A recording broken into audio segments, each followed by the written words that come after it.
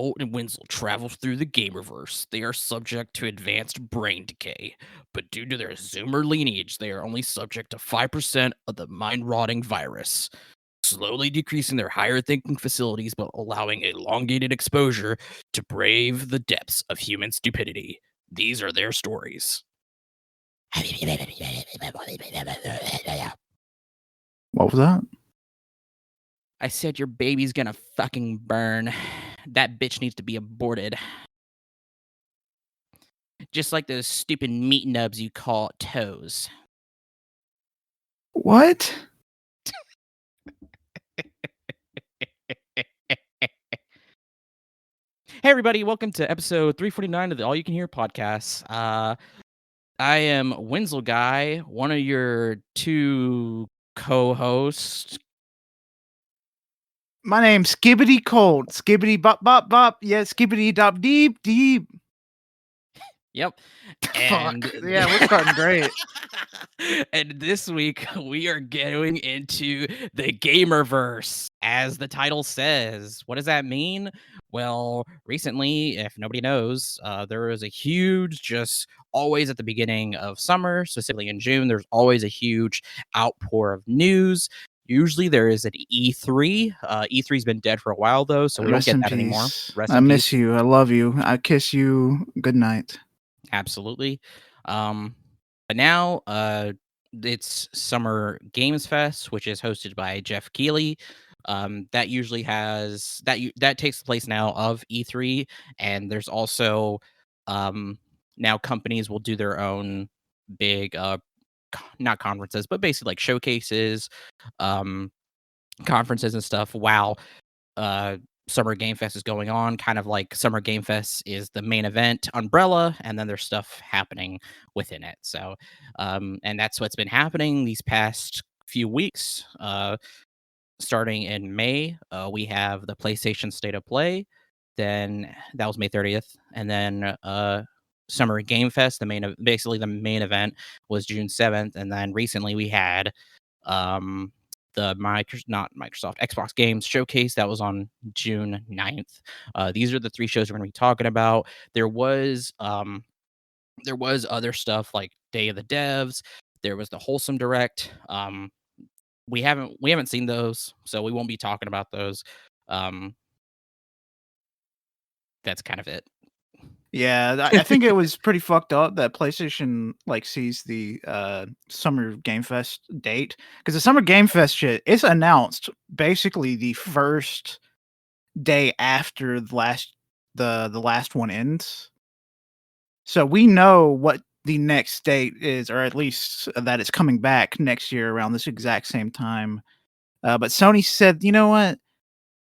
I think we should start way out of it. Okay, so we're gonna be like 10 days behind everybody.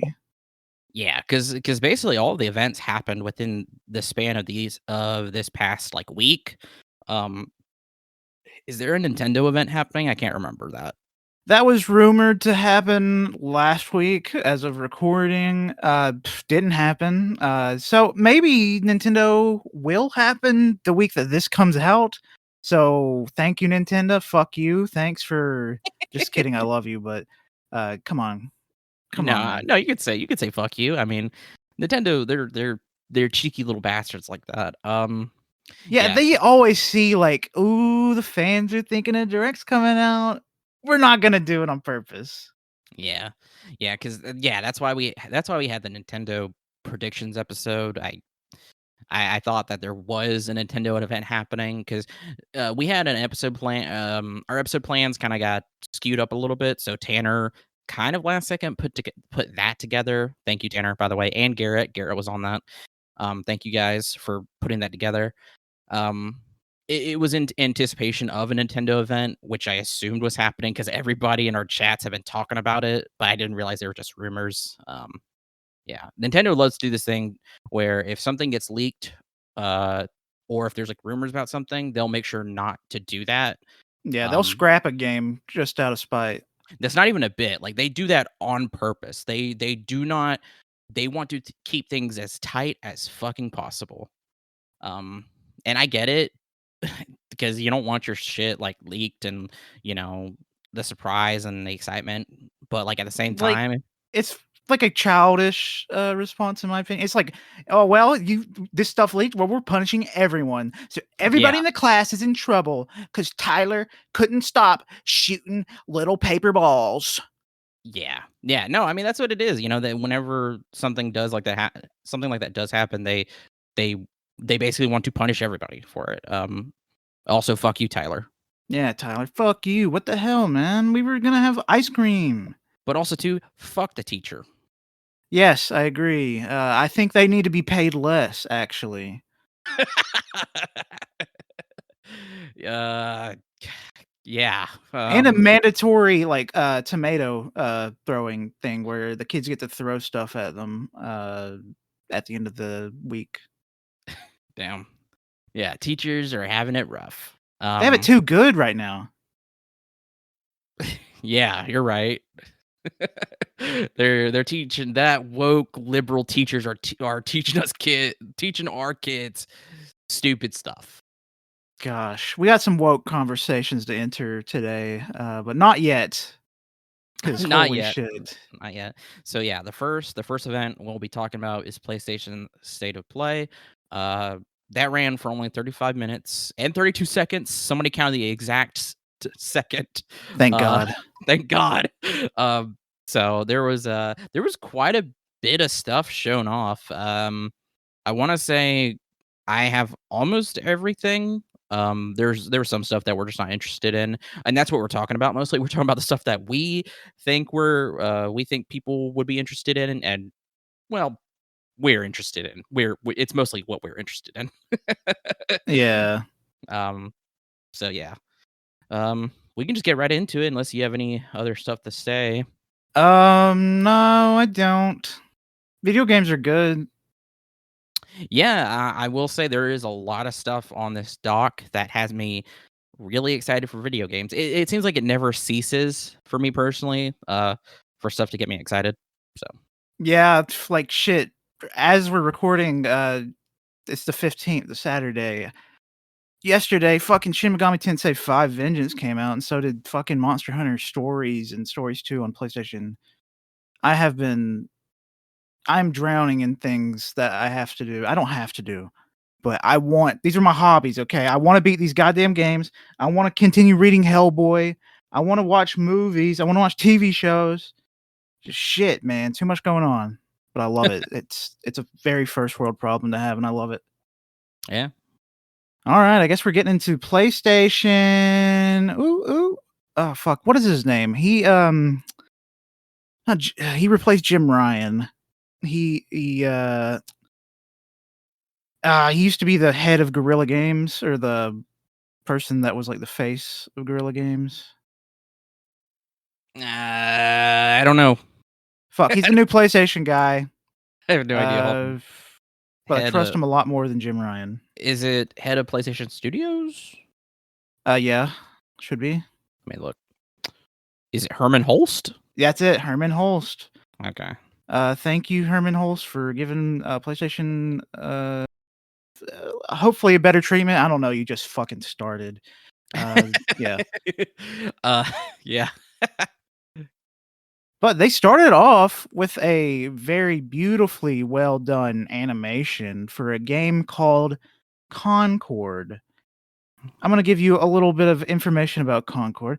Concord is an online player versus player hero shooter. I know, because that's my exact thought as soon as I heard that. Played from the first person perspective with occasional breaks to third person perspective. Players can choose from a selection of various humanoid and alien characters referred to as free gunners. It's coming out August 23rd for PS5 PC, and the beta is coming this July. So the beta's right around the corner. There's an initial roster of 16 playable characters. I will say that cinematic is very Marvel-y. They It's do very have the right behind me now, isn't he dialogue. it's very cringy. I won't disagree with that. Um, and the internet has been really lighting it up for that as well. But I will say I'm glad that they went right into gameplay Oh yeah. instead of just showing a cinematic. And what's cool, I will say what's cool too is that they will be uploading um cinematics. I don't know however often, but like there will be cinematics you can watch in game that will help build upon the story of this universe. I think that's pretty cool, and that's also a lot of work. Um, but the gameplay looked pretty solid. Yeah, like, as soon as the gameplay started, I was getting heavily, the feeling Destiny. that it was Destiny. It felt like Destiny 2 PvP, and that's a good thing because I fucking loved, Destiny PvP. Yeah, I see, because I'm curious about people's reactions, especially with something like this, because this is such a hot issue within the multiplayer gamerverse, about being there's like this market is oversaturated with hero shooters, and that's like partially true, but also not really because really it's just Overwatch, Valorant, and Apex kind of dominating. Yeah, and they're all 3 of those are, like the gameplay is completely different. Valorant is like Counter-Strike, fucking Overwatch is Overwatch, Overwatch. Yeah, like, it's got multiple game modes. uh, Fuck, what was the 3rd one you said? Apex. Apex? That's fucking Battle Royale. That's battle Completely royale. different. Yeah. Now this Um, seems like it'd be more on the Overwatch path with yeah, the game modes. that's what I've seen is like people are like, "Oh, it's another Overwatch clone or whatever, blah blah blah blah blah." And it's like I've luckily seen a few people say like this looks more like Destiny PvP than Overwatch, and I thank you because that's exactly how it looks. I'm very curious about how it feels. I want to try out that beta, um, and I'm excited for it. And like I was saying, people think that the market's oversaturated, and that's not really the case. It's just dominated more so. And I've been telling this to Colt and Tanner, like, we have gotten so many hero shooters. That is true. A lot of failures and Yeah, it's and they die sorry. off so quick. It's because again the market's dominated by three, and one of those big ones is honestly Overwatch. But Overwatch has so many issues. Um, and I welcome a new hero shooter if it does something different. I don't discourage it. I think they can be good, but like we got this, we got another one we'll talk about later, and then there was the leak of Valve's hero shooter, and then there's more than likely others in the pipeline. uh, Yeah, around the release of Overwatch, hero shooters were super, super common. 2016, that era. They just stopped making them for like 6, 7 years. Now I think we're about to get bombarded with even more. it It's was kind of like with MOBAs in like 2010. They were doing great, and they didn't get made that much more until like fucking 2015, 2014. And now they're dead again. It's very confusing. There's a cycle going. those cycles are weird. It's MOBAs, it's hero shooter, or it was MOBAs, it was battle royales, and then it was hero shooters. Yes, yes. Hero shooters and battle royales kind of started at the same time. I Battle royale, probably that cycle kind of carried on a little bit more after the hero shooter craze died, quote unquote, and then now it's coming back because then once battle royale happened, we had Fortnite, we had Apex Legends, we got Warzone. Then there was talks like people were like, or companies were like, oh, what about a Halo battle royale? What about this battle royale? And then people Fallout were 76 had a battle royale mode. So did Fallout. fucking Battlefield 1. Yeah. So, and then as soon as that happened, those battle royales died because people were getting tired of battle royales, and then we got at the same time hero shooters. Um, and now we're in a cycle now where um the hero shooters, like you said, we're going to be bombarded with those. But again, I disagree. I don't think it looks that bad. Like I said, it reminds me of Destiny more than Overwatch. And I think that's what hopefully will set it apart. I'll Yeah. have to try it myself to find out. Plus, it's got a starting price point. It's $40 on PC and PS5, so that's a really nice addition. And plus, it's a PlayStation game, so it's PlayStation Studio. Uh, if they go the route that is the Helldivers route when it comes to, like, season passes, I think this could be, like, a standout thing. That's my thing. It has potential. It has huge potential because if they go that route while also being PlayStation exclusive, but being a more leaning towards combat and style Destiny hero shooter, I think that that would really set it apart. Yeah, because if you're not aware, Helldivers 2, it's, has a season pass system where monthly they drop a pass, a smaller pass that is like $10, and you get that pass forever. You can unlock stuff on it as long as you want, because it's just a way that their system's set up. It's really There's useful, unique, like Halo Infinite did. That's the only other game I can think of that has a pass system like this. Yeah, yeah. There's no time limit. Um, I don't necessarily hate time limits. They're just stressful. Yeah, I mean, I hate time limits because it makes me feel like I have to do everything now, even when I don't want to play the game. Yeah, see that I say I don't hate it. It definitely if you're not playing it consistently every week, I mean, there's stuff you're missing out on, and sure, you're just going to be like, oh well, I missed it, I missed it. But at the same time, it's like I don't know, you should you should have the opportunity to really have the time to enjoy what you want when you want. Like yeah, Don't I, force people to play your game just to get everything and not have FOMO. That I hate that. Just the sheer size of games and just the whole FOMO shit, it hurts a lot, especially with Call of Duty. Because FOMO and Call of Duty is legit. Modern Warfare 3 had some of the best collaborations I've ever seen in a video game, and I didn't get any of them, just because I didn't really like Modern Warfare 3's multiplayer, even though it was just Modern Warfare 2, but bad. no, the drop off for me and Colt because we were consistently playing Call of Duty up until a certain point where we kind of just we really just dropped off, honestly. Yeah, it's just I miss the style of Infinity Ward's Call of Duty game. Not Infinity Ward, Treyarch's Treyarch. Call of Duty games. I love Black Ops 3. That's my favorite one. Now this one seems like it's gonna be more like Black Ops 3. We'll get in that later. But, Concord, yeah, Sorry, yeah, Concord. Uh, potential, big potential. big potential. Up next, we have Infinite Nikki. Infinite Nikki is a grand adventure in the glamorous dress-up adventure game series. For the first time ever, Mirrorland is now an explorable open world. Nikki and Momo will set off on another marvelous journey, exploring the world, discovering amazing landscapes, and collecting outfits. This is the bad news. This is actually part of free-to-play gotcha series where a Okay, girl gets isekai to Mirrorland. I However, listen, however it is described as an open world adventure, so I'm 99% sure it's an RPG, is what Wenzel put here. Gotcha is still not a good sign because fucking Hoyoverse with their what is it called? Genshin Impact technically is an RPG.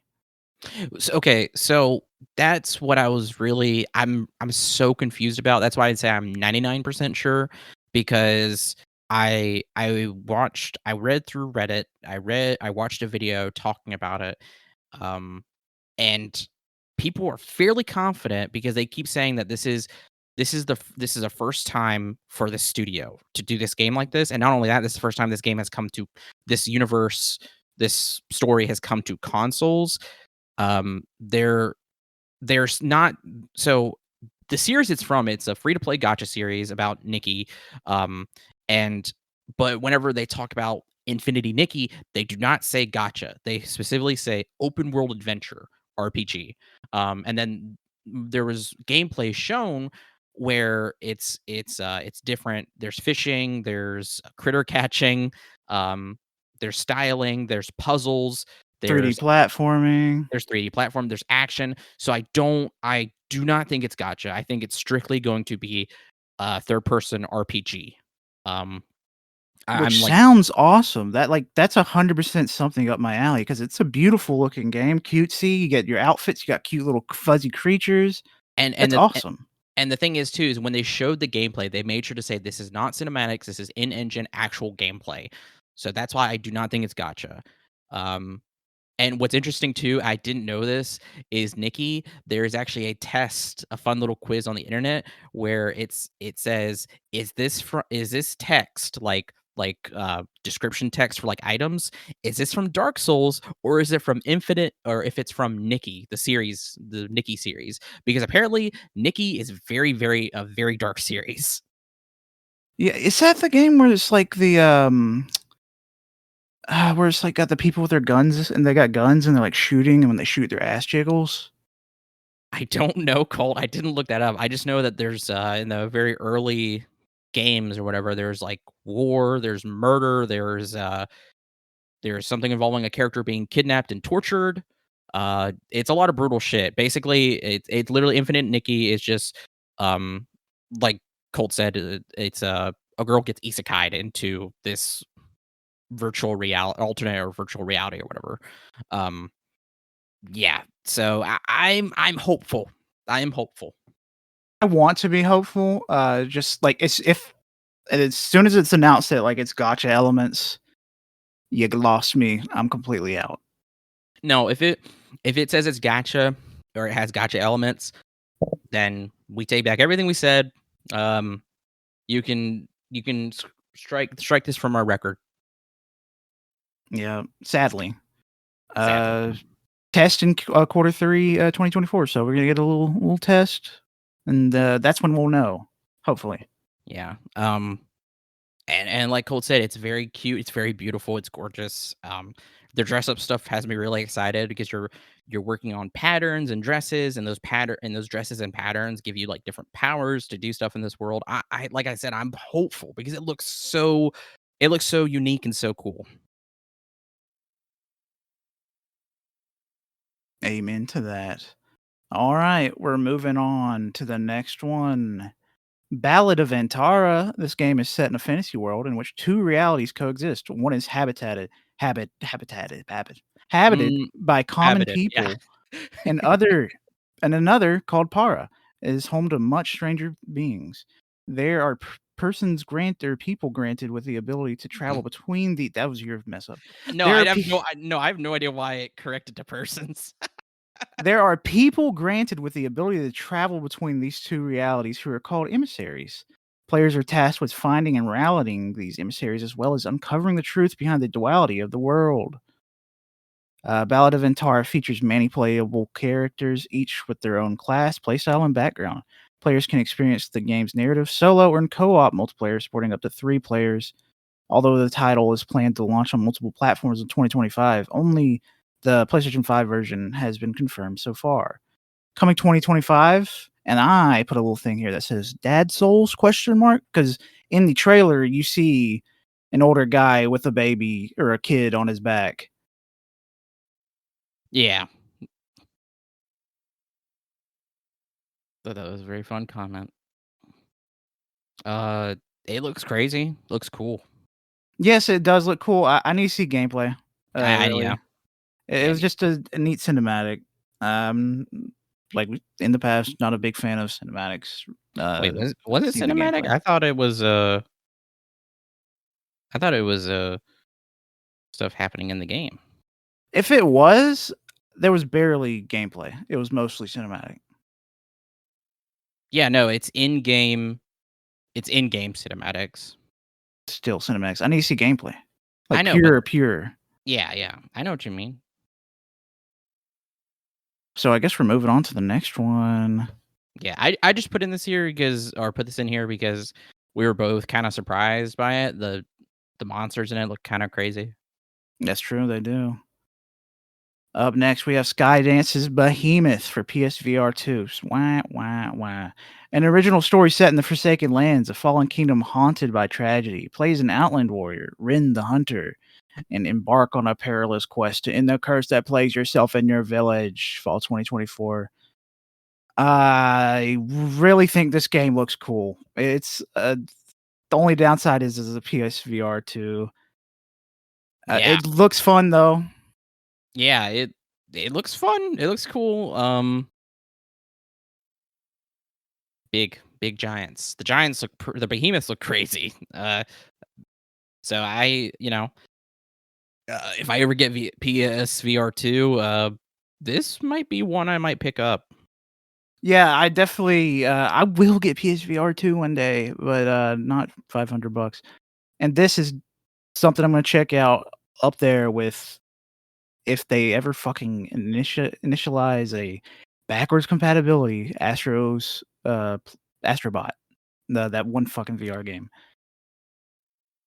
Up next we have something that I'm not a big fan of, and that is Marvel Rivals. The story follows a hostile meeting between Doctor Doom and his heroic 2099 counterpart. This causes multiple universes to merge in the time stream entanglement, which causes new worlds to be created. Which creates another hero shooter. Yep, which it looks like a MOBA and it plays like a MOBA that came out in 2013. It looks fucking janky as shit. Yeah. It I'm curious about it because a Marvel hero or team-based hero game sounds pretty neat. Um Gameplay of it though, it's just funny because I've said this so many fucking times, but as soon as the trailer starts, immediately we have Venom, and Venom literally does Venture's moveset from Overwatch. It was just like, okay, like, and it's so funny because some of these characters are very clearly like it's definitely a mishmash of like different heroes from Overwatch, but clearly a lot of their abilities and stuff are like very Overwatch tied. It's so fucking Overwatch. It's kind of insane. And what's so funny is that as I was looking at the Concord discourse, there was almost no discourse for Marvel Rivals. They were all like, people were actually excited for Marvel Rivals over Concord, saying, well, at least Rivals is doing something different than this Overwatch clone. Like, bitch, Rivals is the biggest Overwatch clone. Like, fuck. Fucking Guardians of the Galaxy, man. Star-Lord is literally Star-Lord is Tracer. no, he's Tracer and Reaper combined because his ultimate is shooting in a circle. I know, yeah, Magneto is Sigma. And Scarlet Witch is Moira. It's Yeah. it's It's just like, uh, oh, okay. it's gonna be it's gonna perform well. It's Marvel, and it's gonna be free to play, and it's gonna have some cool skins. Oh, I just think it looks rough and not fun. if it's free to play, I think that helps it. Yeah, I mean, yeah. I don't know if you are aware of this, but when this game was first being shown off by like streamers and whatnot, there was an issue with the contract for the game, and that was streamers can't shit talk the game. Basically saying like anyone that was playing the game early, you can't talk shit on the game. You can't say it's bad or I'm not a fan of this. Wow. But they after people read the contract and saw that, they kind of pedaled back on that. And they're like, "Oh yeah, we were joking," or "Oh, that was a mess up, complete mess up." So Yeah, like, oops. you can't I've never heard that, by the way. You can't do that. I mean, don't get me wrong, negative criticism sucks, and sorry. Oh my god, I'm about to choke on water. Oh my god, Disney's got him. Disney's got me. Disney's trying to kill me. They sent, who controls water? Namor? Whatever. Um, yeah, I haven't heard that, but, like, don't get me wrong, negative criticism sucks, and there's a certain kind of unspoken rule about that, with how that's treated in public spaces or whatever, but to tell people beforehand or actually contractually force people beforehand to say that you cannot say anything negative about this, that's a big red flag. Like, you can't do that. Yeah, it feels like something that a giant corporation like Disney would put in that they're Yeah, not really into video games. Sounds like a lawyer that just like does normal shit for Disney or for influencers. Like, yeah, we'll fly you out, but you can't talk shit or like anything about your bad experiences. They yeah. just came up with this one. Whatever, man. I will say too. Now I do remember another controversy with this game is that there were several artists who worked on this game, designed some of these characters who their designs are in game, who do not work now, who do not work for them anymore, who are not paid for or credited for their time. That's awesome. Love to see it. Disney's doing great. Yeah. So I do want to bring that. Like I said, I am interested to play it, but at the same time, there's shit about it that's just like, well, do I really fucking care about it? Not really, because fuck it. Yeah, like I'll try it out probably for like 1, 2 games, and then I'll probably never play it again because it doesn't seem like a game that will stick with me. It just No, it's no. rough.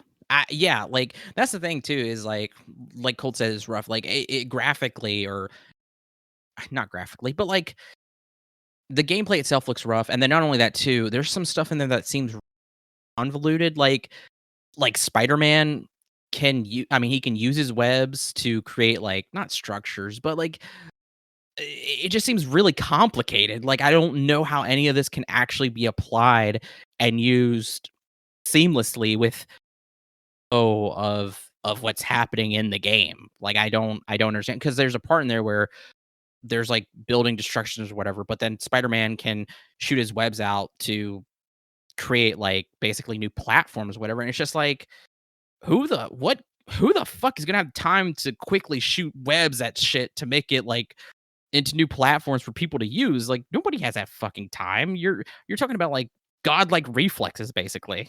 I'm expecting it to be something like the Call of Duty Destructibles from Call of Duty Ghost or the Battlefield 4 map like changes that would happen, like that building collapsing or whatever. It's something that's going to be scripted. It just doesn't seem Yeah. like that. Yeah, you're right, probably. Also Black Panther is a clone of Genji. I forgot about that. Yep. Uh, yeah, I don't really have much to say about this game other than I don't care. Yeah, we just wanted to talk about it just because the discourse or the talk about it is pretty big, especially with us. Yeah. But up next is a game that I am looking forward to, and that's Where Winds Meet, set in the Ten Kingdoms, where the entire dynasty is on the brink of crumbling. You take on the role of a swordsman who has grown up during a war and conflict.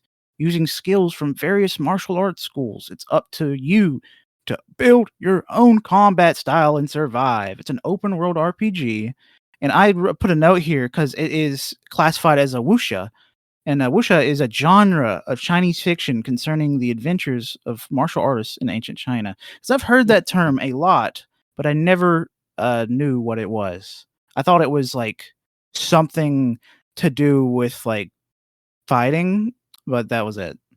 Oh, okay, yeah. I always every time I see that word, I always think of certain species of prehistoric animals that were discovered in China in a one of the most famous shale deposits or whatever of fossils.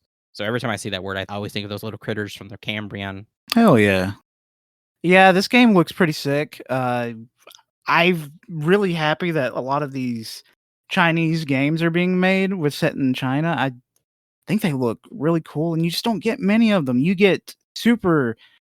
I know it's gonna happen soon, where people are gonna start complaining about the oversaturation of just samurai games. Because Jesus Christ, I will say there is a lot upcoming and releasing.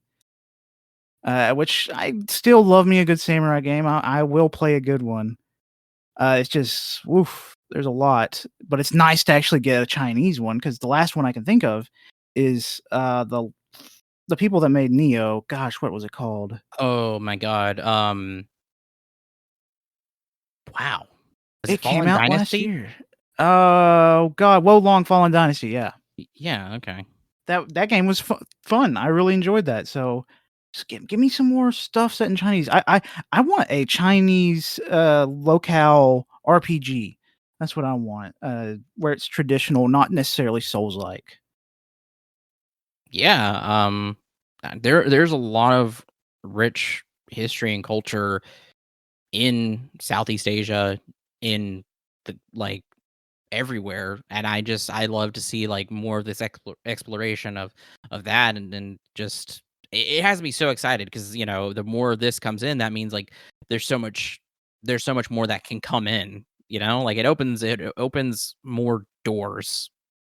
Yeah, like it's not just video games, but I just want to like go into and watch more Chinese media because being born in America, you're always brainwashed into thinking, "Oh, it's Chinese, so it's bad."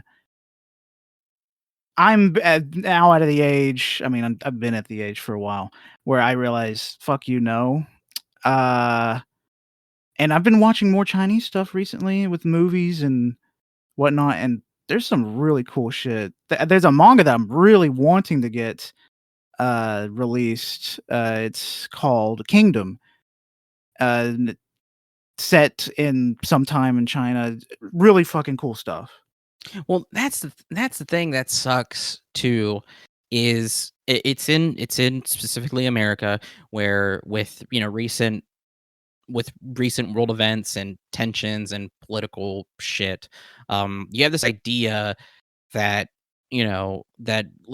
people can't separate the Chinese government from China's history, its culture, its people, itself. Like they can't people just cannot separate that for some fucking reason. They just can't. It's impossible for them. So they just get really racist to say anything from China is bad. Yeah. Like that's it. That's where it ends. Like they don't understand anything like, that's not the people, that's not the language, that's not the history, that's not the food, that's not everything. Like whenever we talk about the atrocities China has committed, we're talking about the government and what they're doing. And like that's not new news, but people can't separate the two. Um so it's really dangerous and it's really fucking scary. Um yeah, Yeah, but on a good note, this game looks fucking awesome. I think it's gonna be a Souls-like, which isn't a problem. it's not a problem for Uh, me. I'm hoping that it's more like a Devil May Cry or original God of War, where it's just a hack and slash. Because I would love that. But gotta see more from it. Looks cool. It looks really cool. Yeah. Up next, one of the most necessary things, super needed on this ancient video game that came out 37,000 years ago. So fucking old, it pisses me off. We totally don't need the remaster or port of another game. Damn it. That's right. We're talking about Until Dawn. It's getting a remaster. It's coming to PS5 this fall. Wah! Looking at it, Sorry, I'll be man, quiet. I will not lie, it does look good, It yes. looked good. But, like, comparing graphically to the old version, I think I like the way the old version looks more. There's more style to it and, like, it's Yep. darker. It's Dude, just I I was ugh. literally watching this. I'm like, look, don't get me wrong. I think it'd be really fun to replay it. Because we have, the Dark Pictures anthology and stuff. So, everything's kind of like consistently together on next gen. Uh or sorry, current gen. But the thing is when I look back at the old or the original Until Dawn, it's much more the shadows are much more stylized, it's much more colorful, it's nice. It I don't know, it just feels like this remaster is kind of washed out. Yeah, they put too much light, They my wanted opinion. that cinematic fucking lighting. Like, I don't know why that's so important, but that's what they wanted. Um, yeah. So this is absolutely necessary. We totally don't need a port of Bloodborne. No, no, no, no, no, we don't need that, Yeah, like, nobody they wants that. totally couldn't have put the effort towards another game in the Dark Pictures series or just another game in general. We Yeah. had to have this. We needed this. We needed this. Just like how we need a Last of Us Part 2 remaster. We need that. Yep, and, Horizon remaster because that's Yes. definitely gonna come down the pipe sometime in like Yes, the next because the year or current 2. Horizon looks like shit. Yep, it It sure looks like absolute does. dog fucking shit. It looks like somebody shit right into my eye sockets. I hate how women look.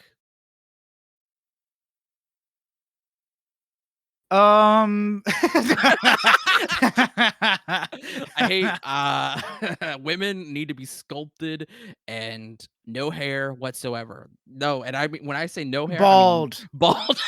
They need to be Harkonnens. No, like, eyebrows, anything, no arm hair, just like a seal. No, seals have fur. That's Oh, they need to be a mole rat. yeah, they need to be a mole rat. They can have, they you know, I think it'd be funny if, like, it's like, "Oh, well, they could have whiskers." Yeah, They could have this whiskers. dude's attracted to hairless cats, what the fuck? Dude, fuck, yeah, Pointless. pointless. Also, too, Until Dawn is getting made into a movie where they're using completely different actors, even though the game uses real Real voice actors obviously are real actors, but they're using, like, screen actors, people screen that put their actors. faces on it. Their faces are in the game. It's Rami Malek, Hayden Panettiere, and a bunch of other people. All of these people are like still practicing actors. Hayden Panettiere. I can't remember how to say her last name. It's Hayden Panettiere. Okay. No, I think you're right. I think that's her name, Hayden Panettiere. But yeah, Yeah, it's stupid. whatever. It's stupid. I will say this next game, um, I actually didn't include a synopsis for it because there is no synopsis for it. I think it's purposely being kept hidden, or there's not really much of one. Yeah, and that game is Path of Exile 2. If you're not aware of Path of Exile 2, it is a games as a service Diablo type game where it's an action RPG. I think it looks awesome. It's It beautiful. looks awesome. I really want to play it because I love a good action RPG. I don't really have much else to say about it because they didn't really like give you much other than gameplay, and the gameplay looks awesome.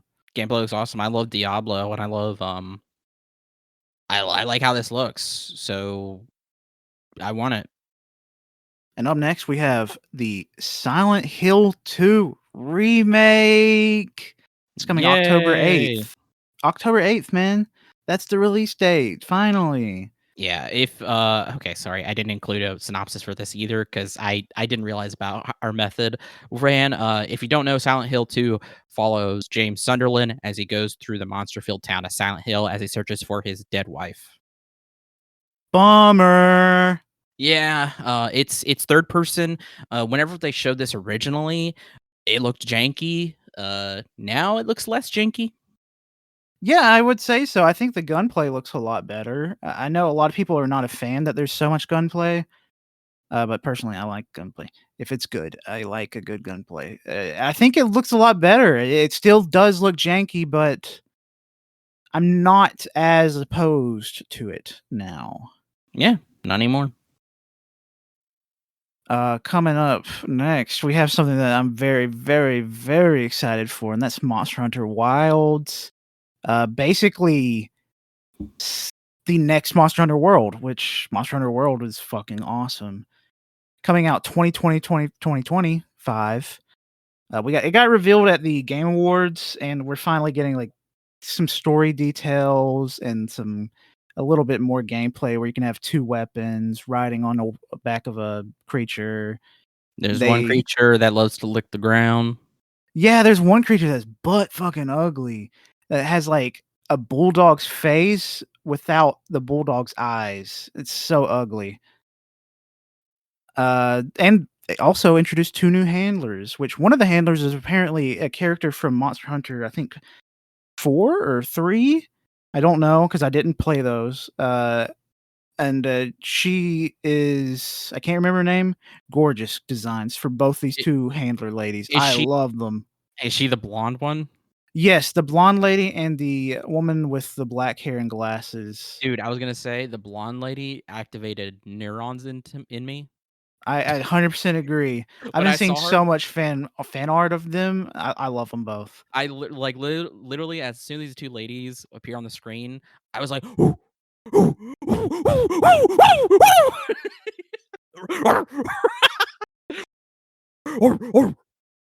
And I can't wait to come back from camp. Can't come back to camp. Say like, look what I did! I beheaded this giant lizard, and they're gonna be like, "Yippee! yippee! 5 stars, Wilds. I love you." They're like, oh, good job, my little Pookie bear. That's not that's not the lore. And that's how they keep you playing. Capcom's got it down. Yeah, they do. I mean, It- look at Resident Evil. I mean, if any of the ladies in Resident Evil call me Pookie Bear, I would not play any other games. If Lady whatever her fucking name is, Lady D, if she said that to me, I would only play that game. Pookie Bear, I'm gonna eat you. And then Uh, once I beat the game, I would kill myself. Understandable. Up next, we have Astrobot coming September 6th. This game, man. This game. Astrobot. I am Astrobot. I am Astrobot. I Both of us don't have am the melody. Astrobot. Da da da da da da da da da da. Oh shit. But seriously though, Astrobot, this game has the potential to be game of the year. Not even joking. I fucking loved Astro's Playroom. It even got an update because of this game. It was a little teaser because that update came out before this game was announced. And after it came out, it was announced. It's a beautiful, beautiful thing. It looks fantastic. It's got all the characters you know and love from PlayStation. Tons of levels. It just looks to be the 3D platformer that Nintendo refuses to release after Odyssey, because I guess we're done with new Mario games that are 3D platformers. Yeah.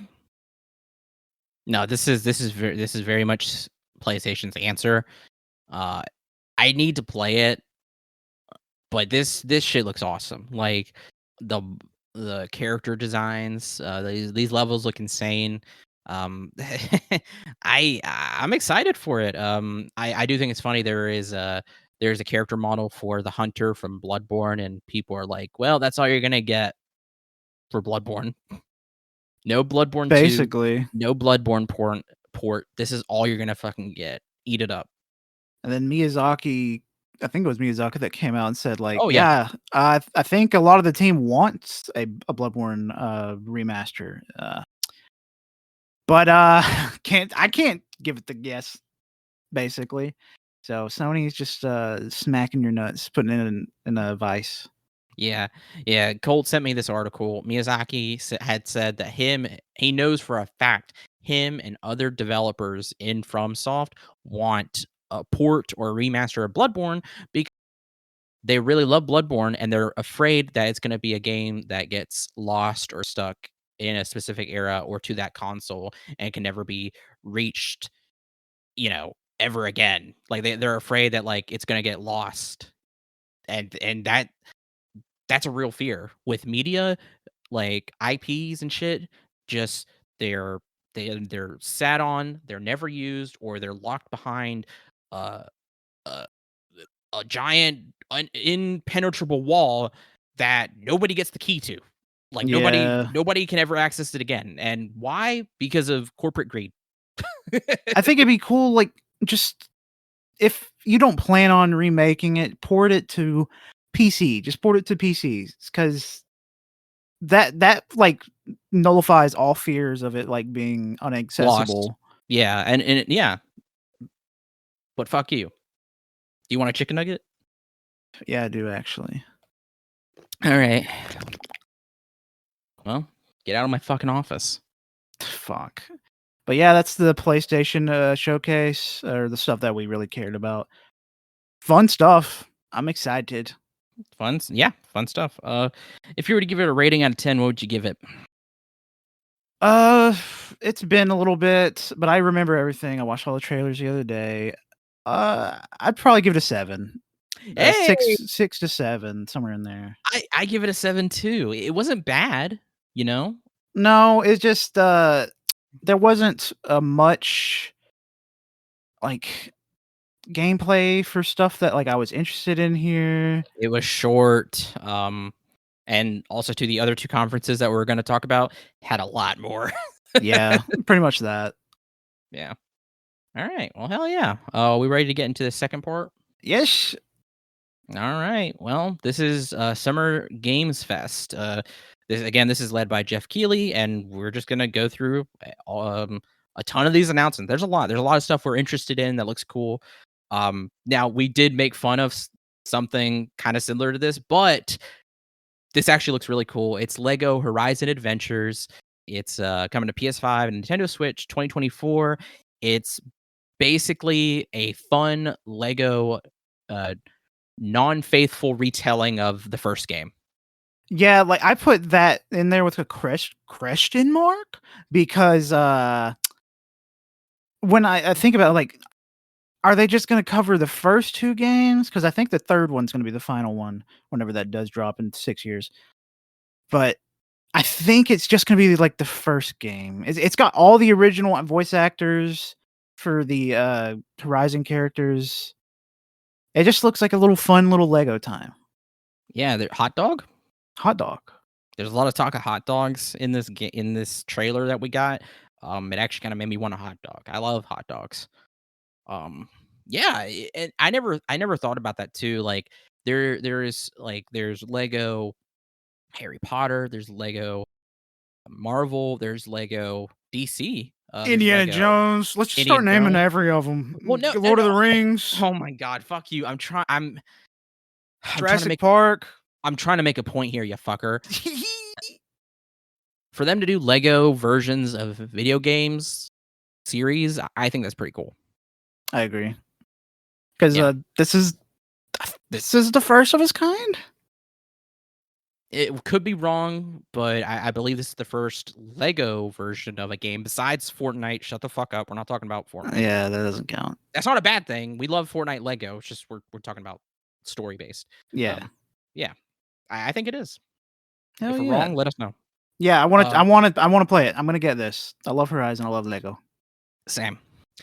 But next up is Cuff Bust, coming in 2025. This is made by one dude. He also did Choo Choo Charles. It is a 20-player Shawshank Redemption. I put that in there. Shawshank Redemption experience where you play as they're called Jaliens and they're trying to escape a prison. Colt put in koala smoking ganja. I didn't put that. Oh, you didn't put that? I thought you put that. No. That was Tanner then. Oh, okay, yeah. That was Tanner. Because they look like koalas. They do, they look like little alien koalas. It And just I will say, when you said 20-player co-op and, you play as Jaliens, it sounded like, 20 co-op experience where you gape as Jaliens. oh my god, was I cutting out? Fuck. Just a little bit, but they got that from me. Okay. All right, yeah. I guess do I really need to fucking watch? That's annoying. Why is my internet doing that? Anyway, yeah, it's a 20-player co-op where you play as Jaliens and you're trying to break out of jail. You can you can shank people, you can knock out guards, you can mess with security camera, make a toilet explode. You can do a bunch of different stuff. You can steal a helicopter. It looks so fucking fun. I imagine this will be a very fun game to watch people play, like, on a stream or something. I'm very interested to see how this game will play out, especially with the games like oh, fuck, I can't even remember their names. Among Us, Fuck, not Lethal Company, Lethal Company, and that other one where Party they Animals. record. No, it's They record what? they record, like, videos where they go, down in these, like, SCP-like locations. It's not Lethal The Company. Backrooms. No, it's something different. Well, anyways, it's those games are super fun to watch. Yeah, I mean, you say watch. I want to play it. I think it looks a lot of fun to play with friends. Truth.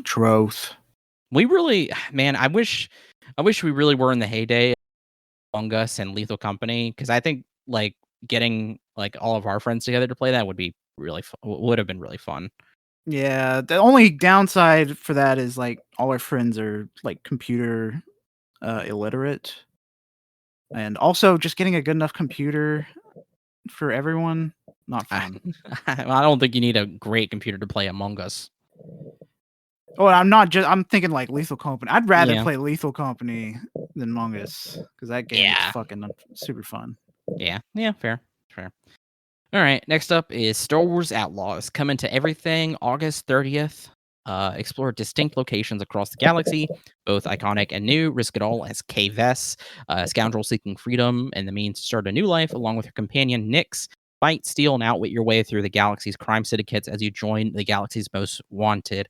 I'm excited for this. This looks awesome. I love the commando droid. Um, this looks sick. Yeah, this looks awesome. I after playing the last, fucking Jedi game with Cal Kestis, I have a love for Star Wars still, and I think that the video games is a great way for them to pull more people in or pull back people in, because it's just been rough for anybody that's been a fan of, the media lately. Yeah, I it's can't so say anything about Acolyte. I know there's a lot of controversy around it, but I've seen, like, dickheads talk about it with the, like, woke conversations with it. I don't know. I haven't looked at anything into it. But the video games are fan freaking tastic. No, that's the thing is the video games like Force Unleashed, now Jedi Fallen Order and Survivor. I mean, they're all sick and like Jedi the Jedi Fallen Order and Survivor, they're canonical, but whenever Disney acquired it, they wanted to make everything non the films, and they really wanted to push like films and TV. I think that's a fine direction. That's leading to oversaturation, and not only that, you have the problem of the fucking most recent trilogy. Um, like video games are such an amazing avenue that that honestly costs close to what a fucking movie costs. Like Yep. you could do a lot there, and also too, there you can have a lot more freedom with video games. So I welcome uh anything like that. And if you notice, I didn't bring up Battlefront. Yeah, I didn't bring up Battlefront. There's not much story stuff there, I so don't really have anything to say about Battlefront. it's not like the game's played bad. It was a Battlefront game. Yeah, Nothing much to it. yeah, but yeah, I'm excited for this. It looks cool. Yep. All right, next up, gorgeous game from the same people who made Greed. It's Neva coming, or maybe Neva, I can't remember now, but it's coming It's never. 2024. Okay, Neva. Um, in Neva, you'll chronicle the tale of Alba as she finds herself bound to a curious but mischievous wolf cub, which is Neva. The wolf the wolf will grow and mature over time, as well Alba's relationship with it as they traverse a hauntingly beautiful, cursed, and decaying world. It looks incredible. Yeah, I agree. This game looks beautiful. Greece was beautiful, and this game is also beautiful.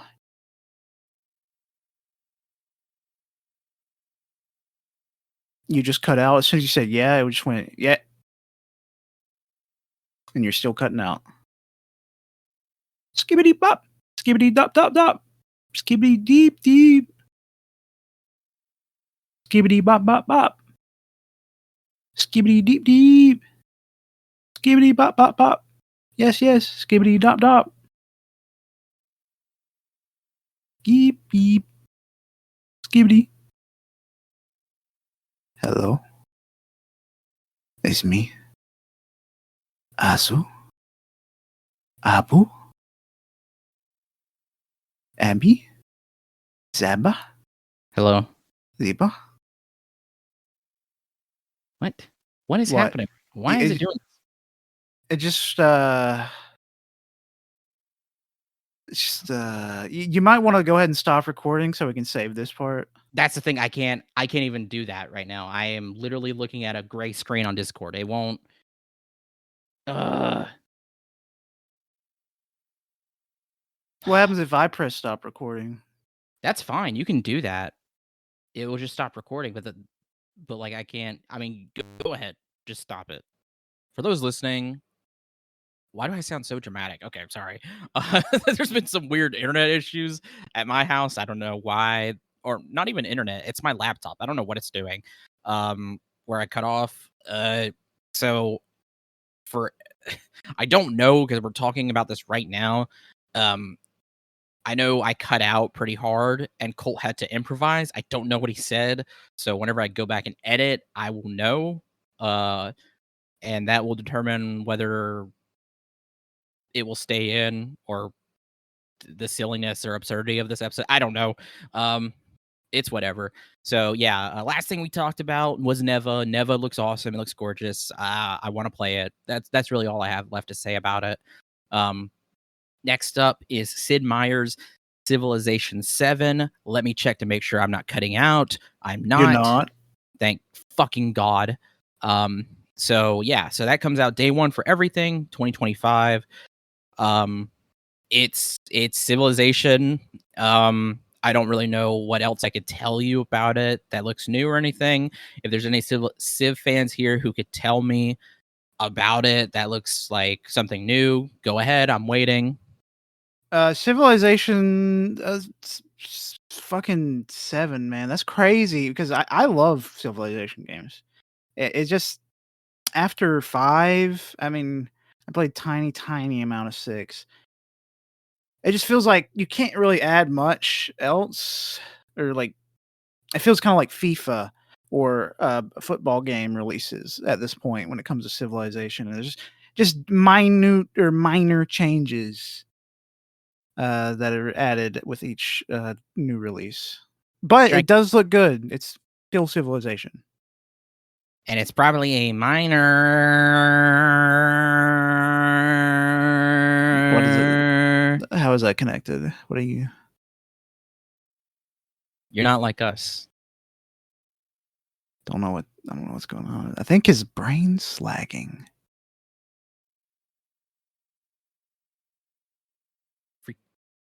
Freak. I don't know.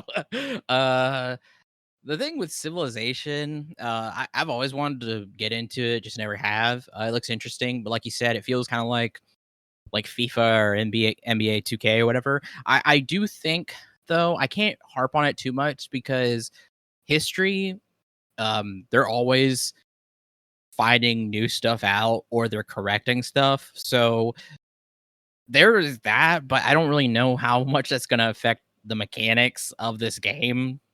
So not much. I mean, like, sure, history's changing all the time, but how does that really affect you playing it? Like, I couldn't really say. Yeah. So, but hey, yeah. New Civ coming, guys. Look out for it. Yeah. Did you put that on here or did Tanner put that on here? Tanner put it. Is he a big Civ head? I mean, yeah. I love Civ. Civ 5, I've got like nearly 100 hours in it. Well, I didn't say you. I said Tanner. Yeah. He played it with us. Really? Yeah. Wow. Okay. I didn't know that. Damn. I guess I'll know what to get him for his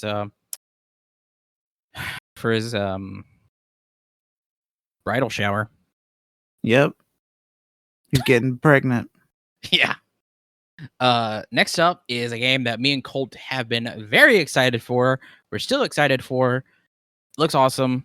Black Myth Wukong coming to PS5 and PC on August 20th this year. It's very much a Souls-like, very fast, rapid pace game. But it's not necessarily a Souls-like. I remember they compare it more to like Devil May Cry. Oh, okay. Okay, my bad. But anyway, so Black Myth Wukong is based off of the novel Journey to the West, which was published in the late 1500s in China's Ming Dynasty and attributed to writer Wu Chongyan. Sorry if I got that wrong.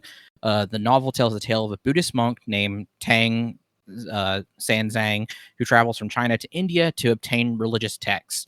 Along the way, he recruits a number of disciples, chief among them which is Sun Wukong, the Monkey King. Originally trapped under a mountain by Buddha for his mischievous doings, Sun Wukong grows during his time as Tang Zanzang's bodyguard, eventually reaching true enlightenment and becoming a godlike figure who exhibits incredible powers, including super strength and the ability to manifest clones of himself. Do you know why Sun Wukong was trapped under the mountain by Buddha? His mischievous doings exactly. Do you know what they were? Because I can tell you. Did he eat a fruit? No, he did gay son thought daughter at the local mall. And the Buddha was like one of the people in it, and he fucking clowned on his ass. No, I heard there's actually a different legend I heard where he went to the mall, and as soon as he stepped in, he asked the people, he was like, English or Spanish? And he said anybody who moves is hereby declared gay. And Buddha was one of the guys who moved, so he trapped him under the mountain. Yeah, it's pretty crazy. I think both of those are true.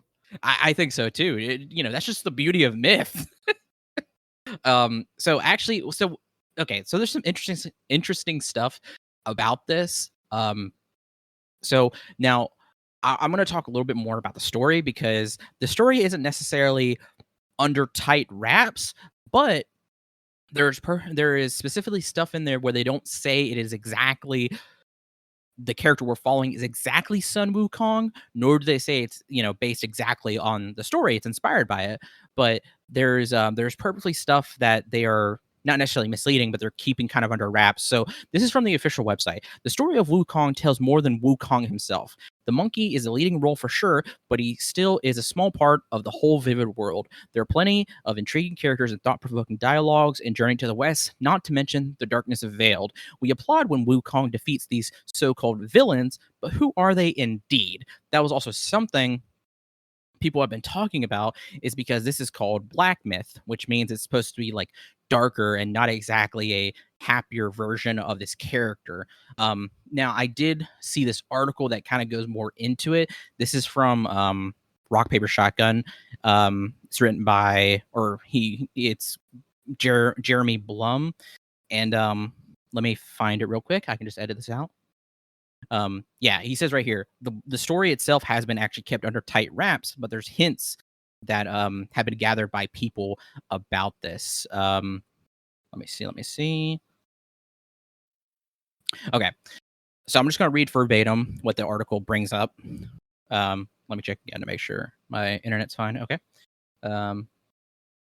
That said, the monkey protagonist featured in Black Myth Wukong may not be the legendary Sun Wukong himself. There are a number of clues that point to this, including the title of the game, which hints at a darker, black rendition of a well-known story. I did already read off what it says from the website. This is included in here. In the game's trailers, other questions about the player's identity are abound. An enemy in the first 13-minute gameplay video remarks in Chinese that the player is another monkey. After defeating a wolf demon named Ling Shuzi, the monkey protagonist is stopped from delivering the killing blow by a grander version of himself, who is dressed in the ornamental armor more associated with Sun Wukong in films and TV shows.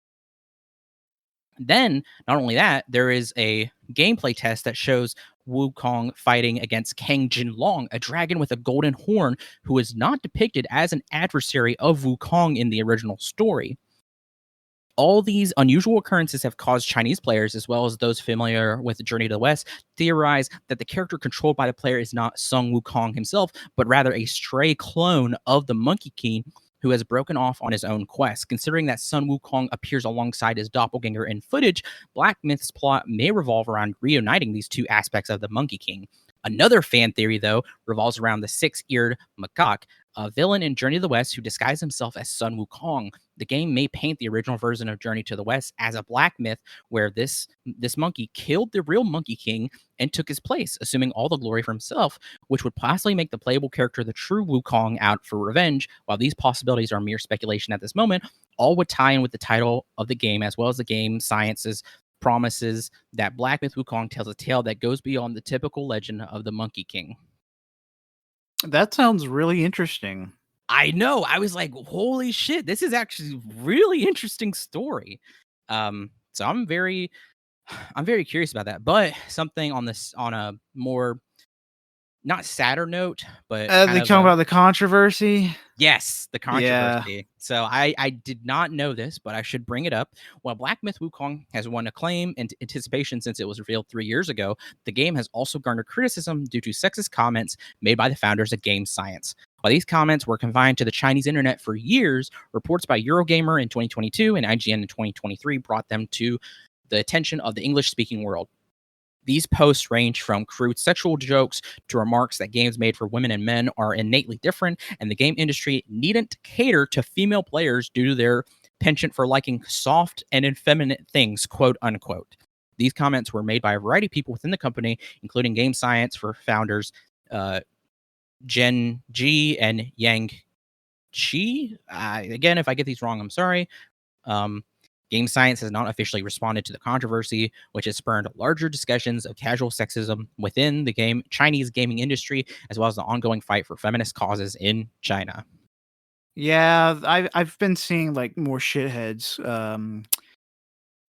Just I have a bad feeling that like when this game comes out, we're gonna have like so many like chuds, like the people that boycotted Stellar Blade are gonna be thinking like this game's fantastic because women suck.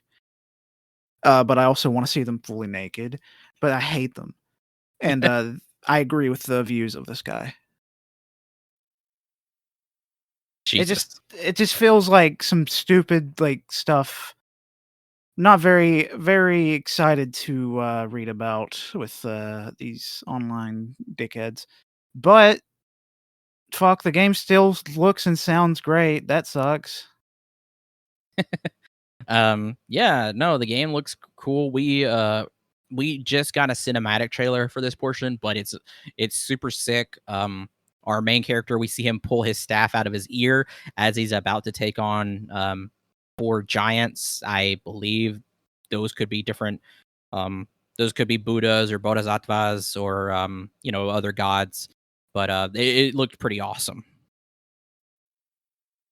And it only I comes out in 2 months. Fuck, that's crazy. That is crazy with how good it looks too. Because it's been in development for a few years, and this is always the game that people would talk about, like fantasy hyper realism game with this incredible fighting, and it it lives up to that. It looks awesome. I hope it lives up to that. But from the gameplay and the stuff we've seen, it definitely feels those descriptors. So yeah, I'm curious about how everything plays out, and I don't know. I just hope everything turns out well, and you know, shitheads don't get better, don't get a platform too Yeah, much. that's we're gonna see the quartering making a YouTube video saying like this is the best game ever made because it says no to woke bullshit. Whatever. Yeah, yeah. If the game obviously isn't like representing like obvious, separating art from artists, if it's separate from those shitheads, and their comments, and I hope that's what it's more than that shit. I hope, but we'll just have to wait and see. Next up is once human, all living organisms have been infested with an alien called Stardust, but you can harness its power. Venture out solo or team up with your friends to fight terrifying monsters and find out the truth about where Stardust came from and why. This is coming out July 9th. Yep, it's coming out real soon. Yeah, very soon. I don't know if let me see something because I don't know why I didn't put what it's coming to. This game, it doesn't look bad. I think it looks visually cool. It's just it also just puts like another game of its kind. It just reminds me of Outriders, Remnant. It just feels like another one of those kinds of games, which isn't bad. It isn't bad. No, I definitely get that. I do find it visually interesting. And it's only coming to PC, I should mention. Oh yeah, yeah. That's why I was just checking to make sure. Yeah, it's a post-apocalyptic multiplayer open world survival game. We have those, and it definitely feels kind of aesthetically in that same vein. But it could, I don't know, it could be different. It could set itself apart. There's some crazy imagery though. There's a fucking airplane at the end that's turned into like a dragon. Yeah. It's pretty crazy. There's like walking like train carts. So yeah, like I said, there's some interesting stuff in here. But yeah. All right. Moving on to the next game. Warhammer 40K Space Marine 2, the sequel to the game that came out forever ago. I don't remember when, and don't ask me. The main story campaign follows Lieutenant Titus fighting the forces of the High Fleet Leviathan, who have invaded the imperial worlds of Avarax and Kadaku. He is joined by his new squad mates, Brother Sergeant Gadriel and Brother Charon. This comes out September 9th to everything. Pretty much. I don't think much. Switch. Yeah, not Switch. There's a gameplay overview coming on June 20th. This looks awesome. We've said it almost every time we've seen it. Me and Colt are very excited for this. Colt's probably more into the Warhammer lore than I am at this point, but I'm here for it. Yeah, I'm so fucking ready for this game. I've got like so many audiobooks I need to like continue listening to. I've listened to the first 2 of the Horus Heresy. Holy fuck, this shit is awesome. I'm very, very excited for this game, especially for that campaign co-op. Ooh. Campaign co-op, dude. So freaking excited. It looks gorgeous. It looks action-packed. It looks fucking awesome. This is gonna be awesome. I have no doubt about it. Just needed to come out. It comes out in 3 months, very, very soon. Very soon, yeah. We've been really anticipating that release date. So finally, very glad that it's coming out soon. That's really all I have to say. Hope it's awesome. So next up, we have Metaphor ReFantasio. The game explores the themes of ideal and reality and takes place in a medieval fantasy world that is the mirror of the contemporary real world, following a non-silent protagonist who sets out on a journey to protect his kingdom while overcoming obstacles and forging bonds with companions he meets along the way. This is from the same people who made Persona. I've never played the Persona games, but this looks awesome. Looks stylish. They have this thing in the game called archetypes.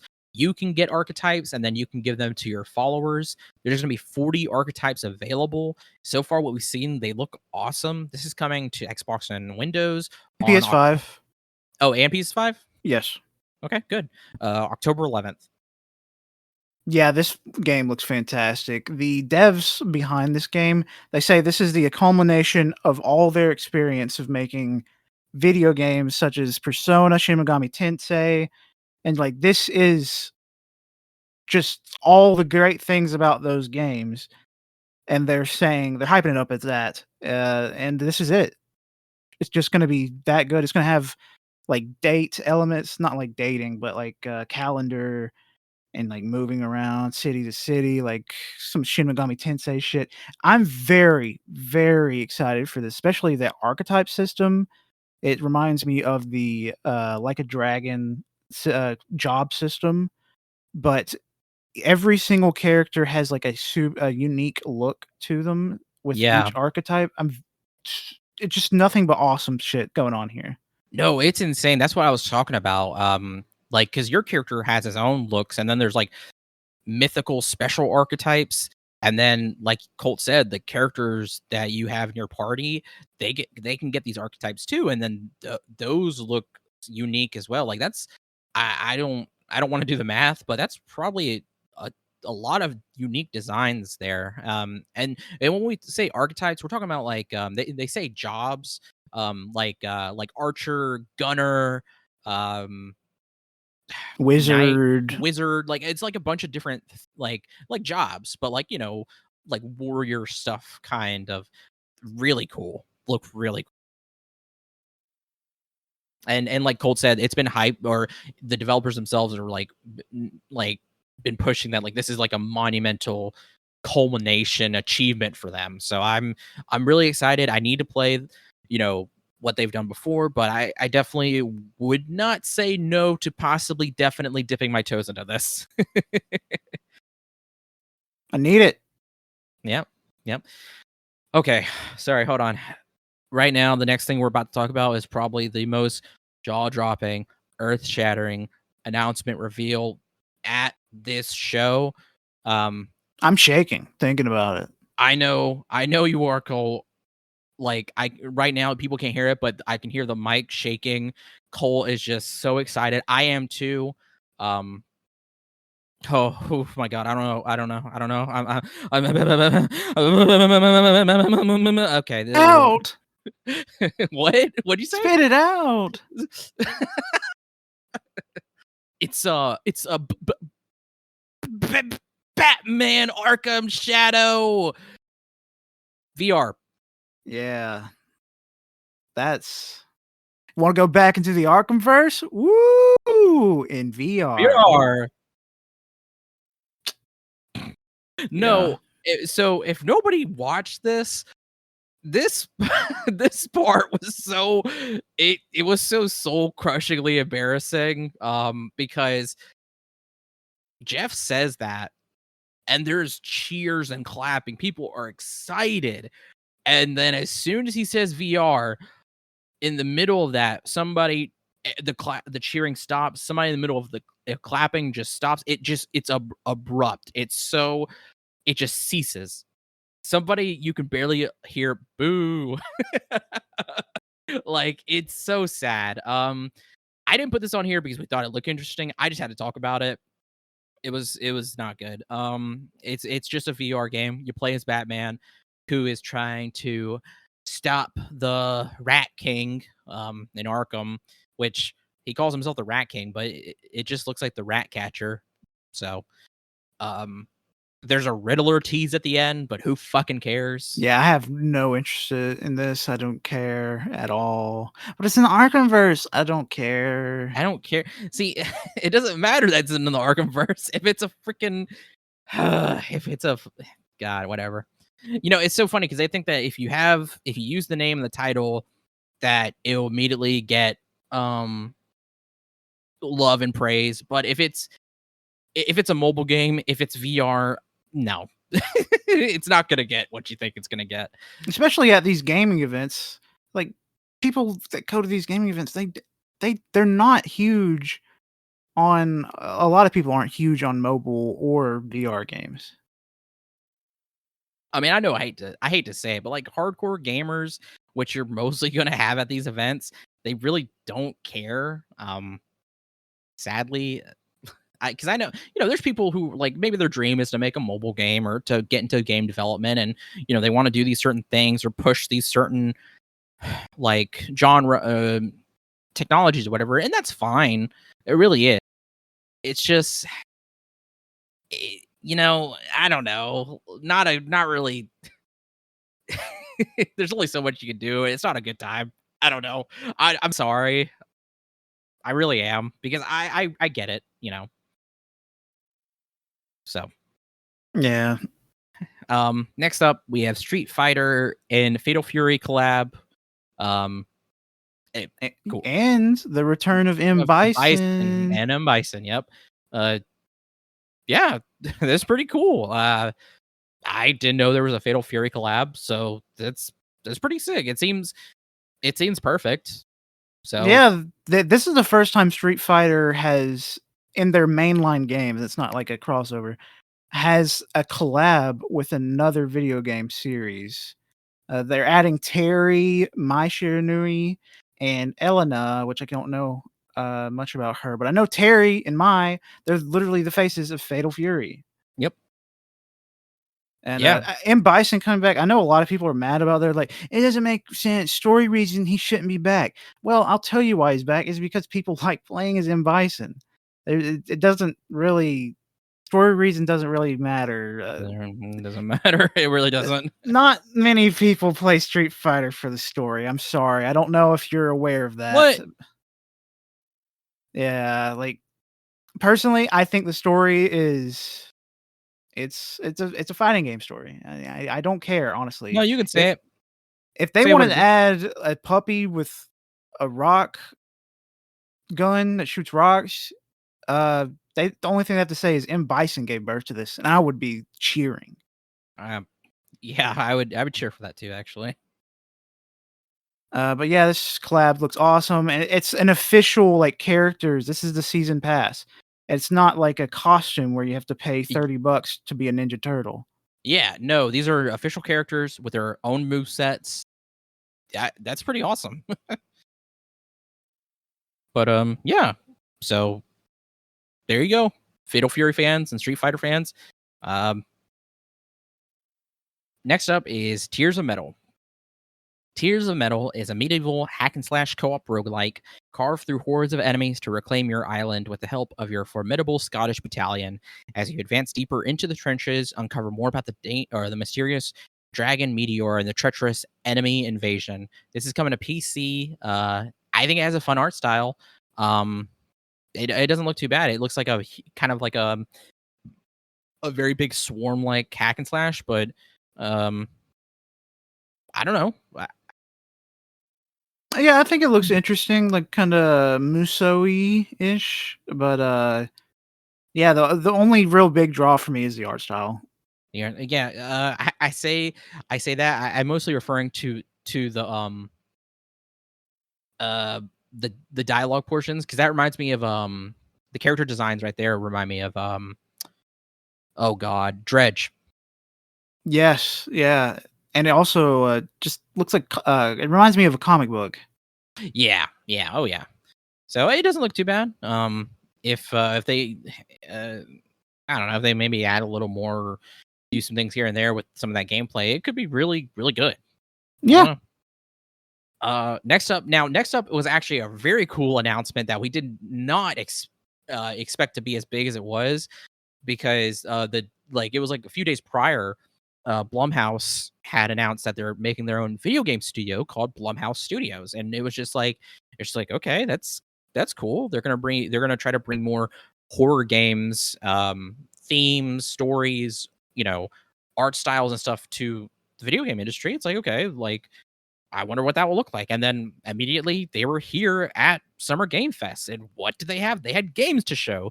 Now And I know it's controversial, but when this was announced, I remember they announced the Blumhouse Studio was a thing and that they were going to be at the Game Awards. It's just I wasn't. You know what? I will say I would think they'd phone it in or kind of half-ass their video game studio, kind of like they do some of their movies, a lot of their movies. But like Wenzel said, it's a big surprise. yeah, because they're publishing now. All these games are being made by individual Oh studios, yes, yes. but what they're doing is they're finding talent, and they're helping develop, or they're helping fund, develop, and push, and publish these games. And so far, their lineup is pretty good. There was like two games I took out of this just because they weren't really anything interesting to me. And I don't think they were really interesting to Colt, but these games that I do have are pretty solid. So the first one is Crystal Theater of Idols. Buried in the shadows of the ancient country of Hispania lies a small town called Tormentosa. Very few remember its name, but many know its legend. Tales of sorrow and tradition, bitter memories buried in the deep sea. Gabriel, a skeptic mercenary with a sense of life as dark as his past, will be dragged to a twisted adventure that will shatter the pillars of his own reality. In the midst of this crazy journey, he will meet Mediodia, a young dysfunctional girl that knows much more than she appears. Despite their differences, they'll have to team up to fight against monstrous horrors to shed some light on the mysterious origins of Tormentosa. This is the first game that popped up on their little show here, and this looked really cool. It's like a first person fighter with these really creepy dolls coming at you. Yeah, this looks awesome. This is the game at the of all the Blumhouse ones, the one that I think looks the best because the creature designs and like the weapons look so fucking cool. Yeah, so all these have kind of a different aesthetic and art style to them. This one and another game I'm going to talk about kind of go more into the realism, while this game though, Crystal Theater of Idols, goes is, I would say, more colorful, more stylish, um more ornamental kind of. Yeah, it looks super sick. I'm very excited. Yeah.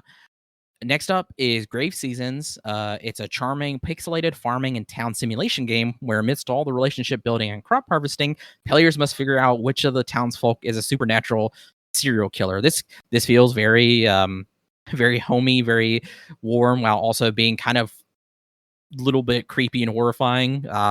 Especially the nighttime portions where it showed the character finding mangled bodies. And this I, is like a Stardew Valley creepypasta, Harvest Moon creepypasta. You don't have many games where it's like, oh, it's a cutesy little adventure, but it's spooky as well. Like you'll have kind of moments in Stardew Valley and even in some of the Harvest Moon games that are a little spooky, but they're just like, oh, it was just a cute little chicken. Oh, it's nothing scary. But in this, it's a person killing people. yeah, it's through and through a horror game, and I think, again, we have different flavors here for everybody. So this looks really cool. Next up is actually their first release. This is coming later in the year.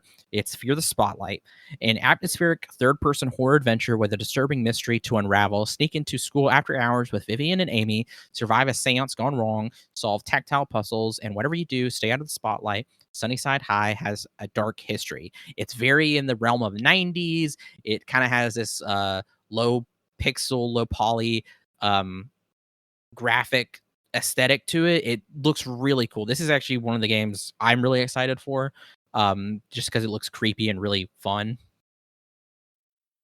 I agree. It looks really fun.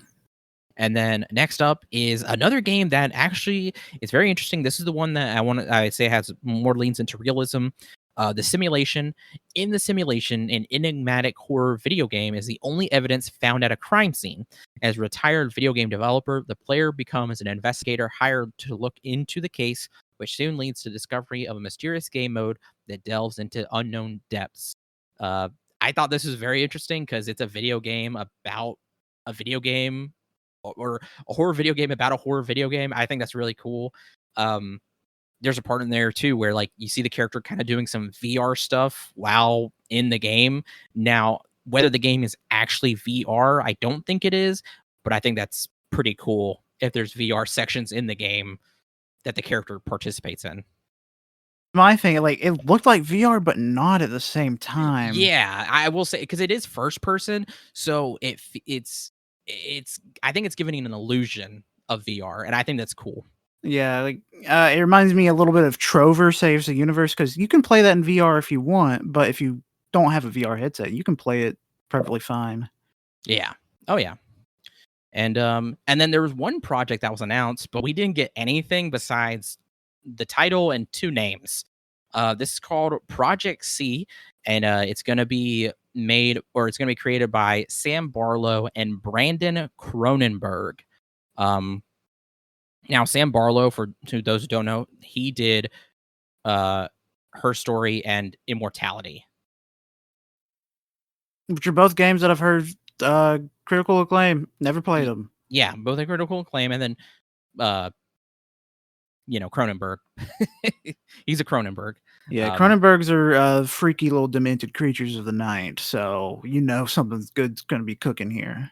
Yep, and that's it. That's all we got. I will say the Steam page for Project C, it actually it has censored the rest of the word, whatever C is. It has it censored on the page. So I think that's a fun little marketing bit there. Yeah, and then the head of Blumhouse did confirm, thank fucking God, this is the most important news we got. The sequel to FNAF is being worked on right now as we speak. The movie. There you go.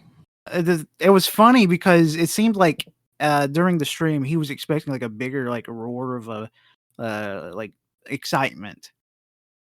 But I mean there was some, it just wasn't as big as I think he was expecting. No, it was really funny because some of the movies that they credited to their studio were like the movies that weren't necessarily that good. The only movie the woman on stage mentioned or credited their studio to or whatever, or was Get Out. I was like, thank you. Like, I'm They sorry. credited Megan.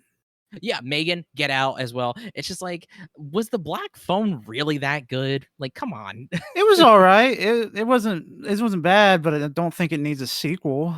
I think they're doing a sequel. Oh fuck, are they?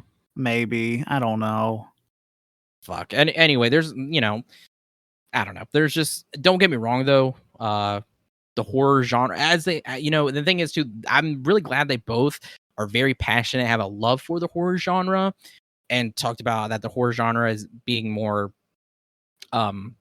nowadays being recognized and more diversified, and I think that's great as well. So I agree. I just think it's funny whenever you think about some of these horror films that are under Blumhouse, and some of them are really just nothing but cheap jump scares. Yeah. But no, hey, I'm here for it. I'm not going to put them down. Yippee. So yep. Next up is Mighty Morphin Power Rangers Rita's Rewind. In Mighty Morphin Power Rangers Rita's Rewind, the team faces off against a robotic reincarnation of the Power Rangers to send herself back in time so she can finally vanquish the Power Rangers by forming an alliance with her younger self. This is coming to PC. I hope, please God, it comes to consoles because it looks awesome. It is like a side-scrolling kind of fighting game, but that's not all. It has a bunch of different levels and formats where you're on a roller coaster shooting. You go first person in a Zord. It looks so cool. Yeah, there's like a lot of specific gameplay going on here. It's very unique. It's not exactly the same as that one Ninja Turtle game that released a year or two ago, but some of the segments in it remind me of it. Yeah, and that Ninja Turtle game too was really good, I hear, and I need to Yeah, it play was it. well received.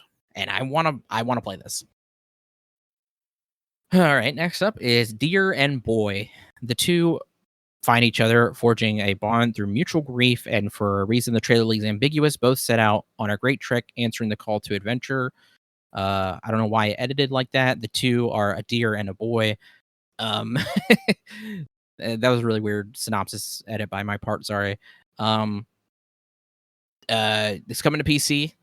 No release date or anything, but that's all we know. This also goes through time where the deer grows older, so is the boy. The deer also has magical powers, and there's weird fungal monsters. I saw an article say that's basically like a cross between Bambi and The Last of Us. Okay, all right. So yeah, it does look interesting. I imagine this game will come to consoles, but it will just be a little bit. yeah, it looks like a little interesting little indie. And it's gonna be sad. Definitely gonna be sad. Definitely gonna be sad. All right. Well, next up is Slitterhead. I would tell you the synopsis of it, but nobody seems to know. Yeah. Oh, yeah. What? Nobody seems to know. I just heard thunder. Oh, Scared me. I guess it's because we're talking about Slitterhead, man. I'm on edge.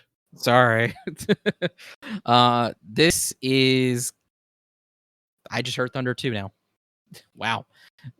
This is coming November 8th to everything. This is from the creators of Silent Hill, Siren, Gravity Rush. This gameplay, like, don't get me wrong, it looks really interesting, really cool.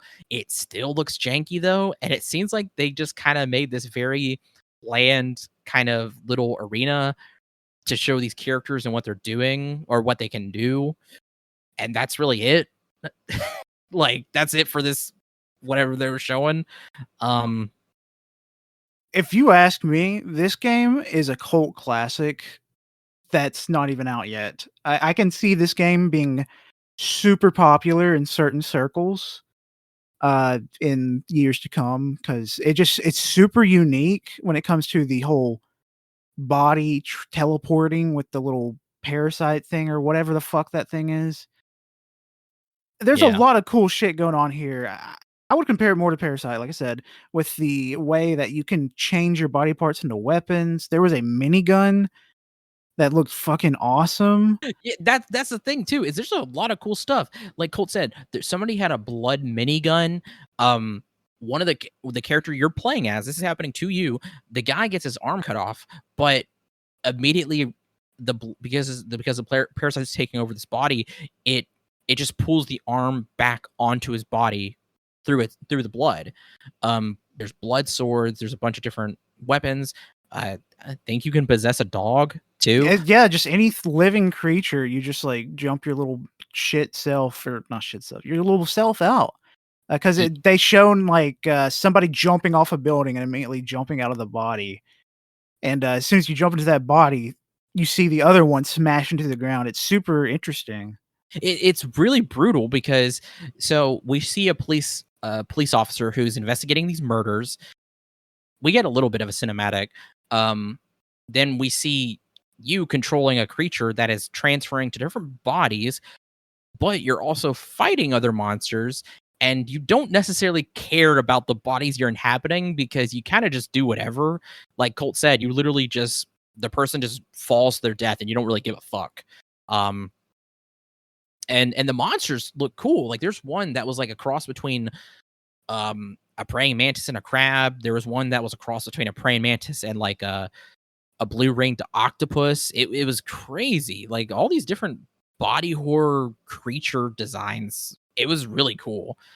I like I said, I hope we get better trailers and showcases of this game because I mean, it could be something special, like you said. It could be a cult classic, and it could be really good. I just hope when it comes out, like, take your time because this could be something really good.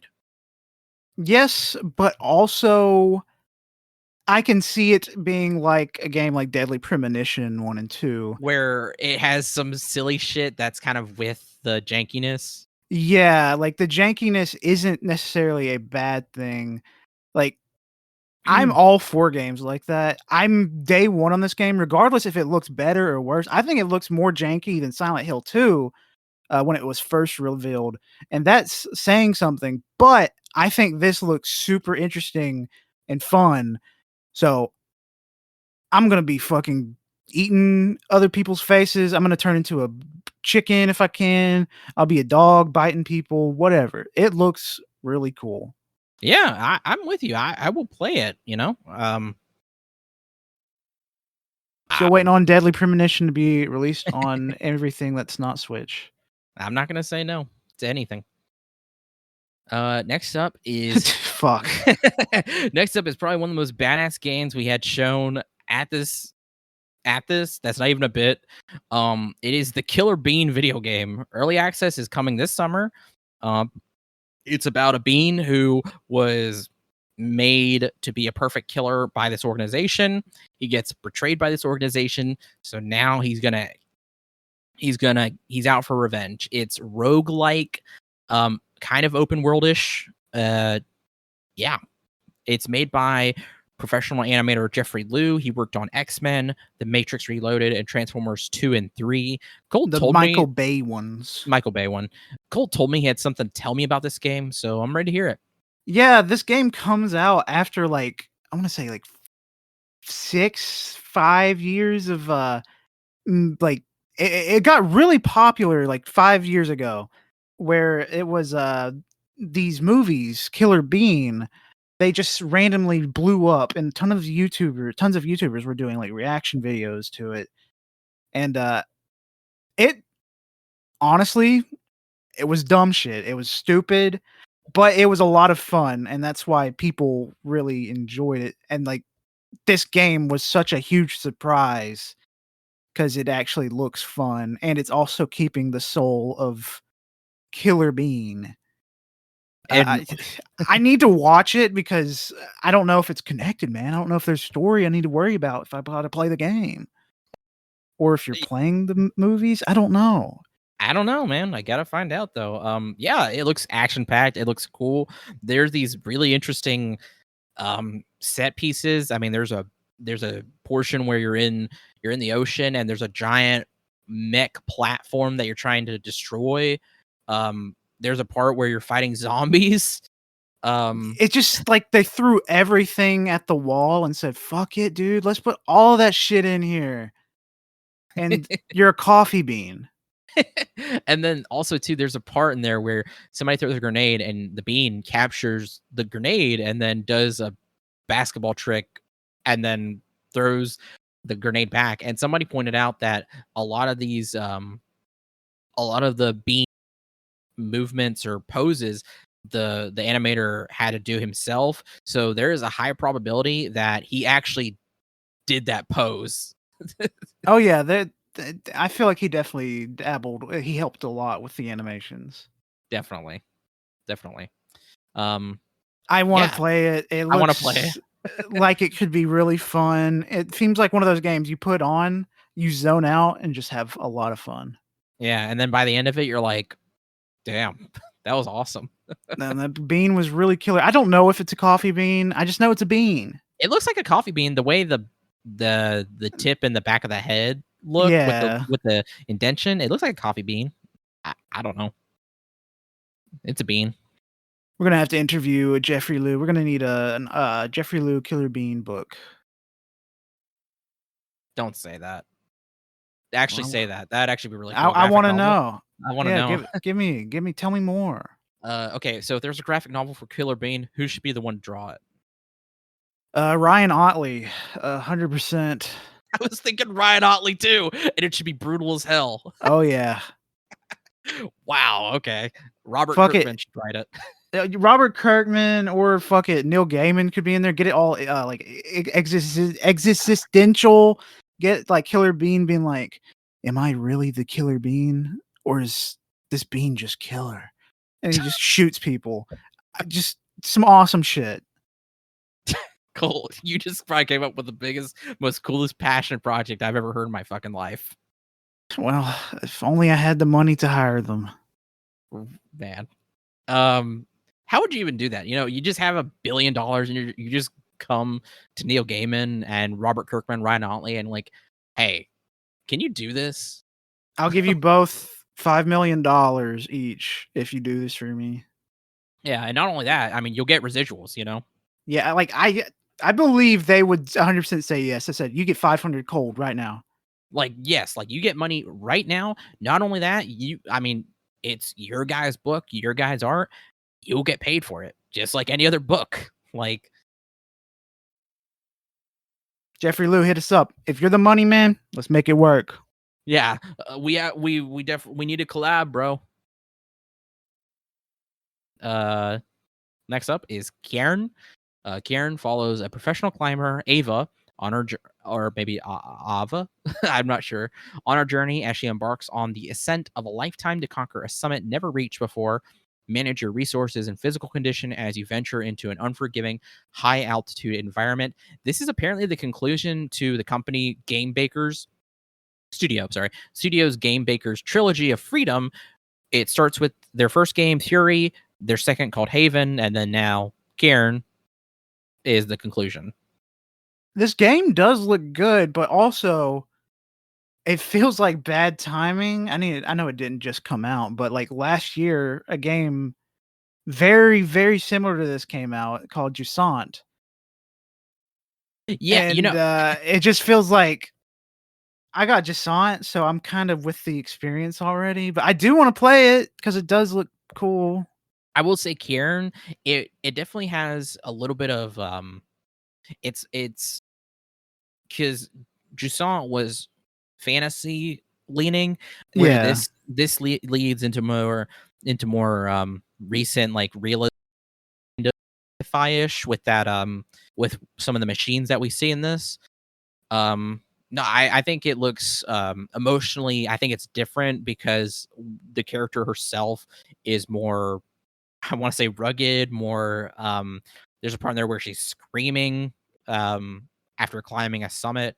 I think they're both uh, I see what you're saying because I thought the same thing. I was like, didn't Jusant just come out? But also too, it's like I think they're both kind of tackling different atmospheres because the lady on the stage talked about how her own father got a team together for like an expedition, not an expedition, but like a hiking like club or whatever to go onto the Alps, and a lot of them didn't make it back, or like more like half of them or something. And like they're talking about how they really wanted to capture that spirit, or they just didn't understand like these alpinists, these people who risk their lives to climb these mountains or go into nature, and like they never come back, they die. And like why, and they wanted to capture that spirit with this, and I really felt that when they were talking about it. Yeah, play it. I think it does look good. I do see the appeal 100%. It's more realistic. Yeah, now that doesn't mean that the graphically or the style is realistic. The art style is its own thing. I think that's great. You know, it's it's doing its own thing. So yeah. All right, next up is an Annapurna interactive title called Wander Stop from the creator of the Stanley Parable. It's coming in 2024 to PS5 and PC. Wander Stop is a narrative-centric game about change and tea. Playing as a fallen fighter named Alta, you manage a tea shop within a magical forest to the customers who pass through, grow and harvest the ingredients needed for tea, and then mix them together in an unusual tea-making contraption. But since it's from the creator of Stanley Parable, there is some like weird twist at the end of the trailer. I feel like there's going to be way more to this game than just the tea making, because it seems like she was about to have like an episode of something. Yeah, because it seems like there's a psychological aspect where she was trying to convince herself that this is enough. She doesn't have to fight. She doesn't have to fight, and like it's this whole thing. It has me interested, and then we also see the owner of the tea shop asking her like, "Hey, are you okay?" Like, so I think it's gonna be like, I think it's gonna be an emotional ride. Yeah, and on the doc, I put woke liberal Gorbo because it's garbage. It's woke liberal trash. As Dr. Disrespect said when he was watching the stream, he said that this is woke liberal garbage. It's just like nothing, nobody wants to play this. It's garbage. Like, it's just Wait, to appease the left. really? He didn't say it like that, but he did say it was just woke garbage. Yeah, no, I don't doubt that. I didn't know he commented on it and said stupid shit. Yeah, it was just him being fucking stupid, and he was talking over, like, the twist part of the thing, so he wasn't even, like, getting the full experience. I I mean, don't get the appeal of watching streamers, fucking react to this, first, at least. I understand watching streamers react to these kind of things after the fact that you've already seen it. yeah, no, I get that too, especially to streamers or people who are competent and not pieces of shits. Oh, yeah, Doctor Disrespect just fucking sucks. Because I mean, even if he wasn't quiet, or if he was quiet during the part at the end of the trailer, I don't think it would matter. I don't think he would grasp anything. I mean, he can't grasp the most minute of particles if it were to fly in his fucking face, telling him to have to not be a piece of shit. Yeah, he just loves cheating on his wife and, like, calling stuff woke, so nothing we can do about it. Oh, and he loves wearing a wig and a mustache. Yeah. Yeah. But hey, Stop looks great. I'm excited because Stanley Parable was very fun, very wild. Uh, so I imagine there's gonna be some twisties. Yeah. Yeah. I think this is awesome. Um Next up is Unknown 9 Awakening. Raised on the streets of Kolkata, Haruna struggles to understand her mysterious innate abilities to manipulate the unseen. A mentor soon helps her hone her gifts, teaches her access to the mysterious, hidden dimension known as the Fold and propels her on an epic journey. This is coming out in fall 2024, coming to everything except Switch. It looks cool. Yeah, I think it looks interesting. I just need to see more gameplay Yeah, because all we've same. seen is like very, very little. I mostly judge a lot of games gameplay on like just straight up gameplay. Give me like a showcase where you're playing it, man. Just don't worry about story stuff. I will experience it when I buy the game. Yeah. Yeah, I get that. Um, because like, I mean, they gave us the story stuff, but like, I mean, really, like, you know, what are we? Why do we care? Like, really, like, what does that do for us? I mean, don't get me wrong, stories and visuals can definitely sell a game or sell people on a game. Like, I mean, Like, there's I there. prefer a good story over better gameplay, but like sometimes I do like to see the gameplay because so far the story just doesn't. It doesn't speak to me in any special way so far. Yeah, same. Like, so the title Unknown Nine is because there's these characters who are kind of like gods. They're called the Unknown Nine. Um, and there's like a bunch of other story stuff that was talked about, but it didn't really grasp me, you know, because it's just a revenge tale for the most part. Um, Nothing really super interesting was given away about the Unknown Nine. I mean, you can, you know, go into this other dimension and manipulate the unseen, you know, like that's, you know, magic. I mean, there's nothing really too crazy. So gameplay definitely would have helped in my opinion to see if like what sets it apart. Again, it seems cool. I'd have to see more to really have an idea of what I'm getting into or whether I'm interested fully. Yeah. You know, and it's so funny because we're about to talk a game. We're about to talk about a game that didn't show us any gameplay, but I'm super fucking interested in They it. did show gameplay, like, they didn't show gameplay at the showcase, but the No, demo came out and you could see gameplay right now. yeah, yeah. So, but this trailer sold me on it.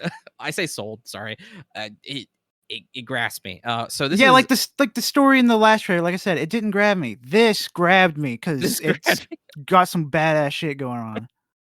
so it's called Anotria. The last song, it's a Souls-like set in a beautiful sunlit world inspired by Italian folklore, where the brightest sun casts the darkest shadow. Wear unique role-altering mask, face formidable foes, and alter reality with the power of Ardor to unravel the secrets of Anotria.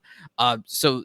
It was crazy because the character comes in and he's wearing like a jester costume kind of with a Venetian mask, and he has a power up where he turns into a jester fully, but he has a big ass hammer because he's fighting this other guy who also has his own mask and his own power, which is like a trident with a gun on the back of it.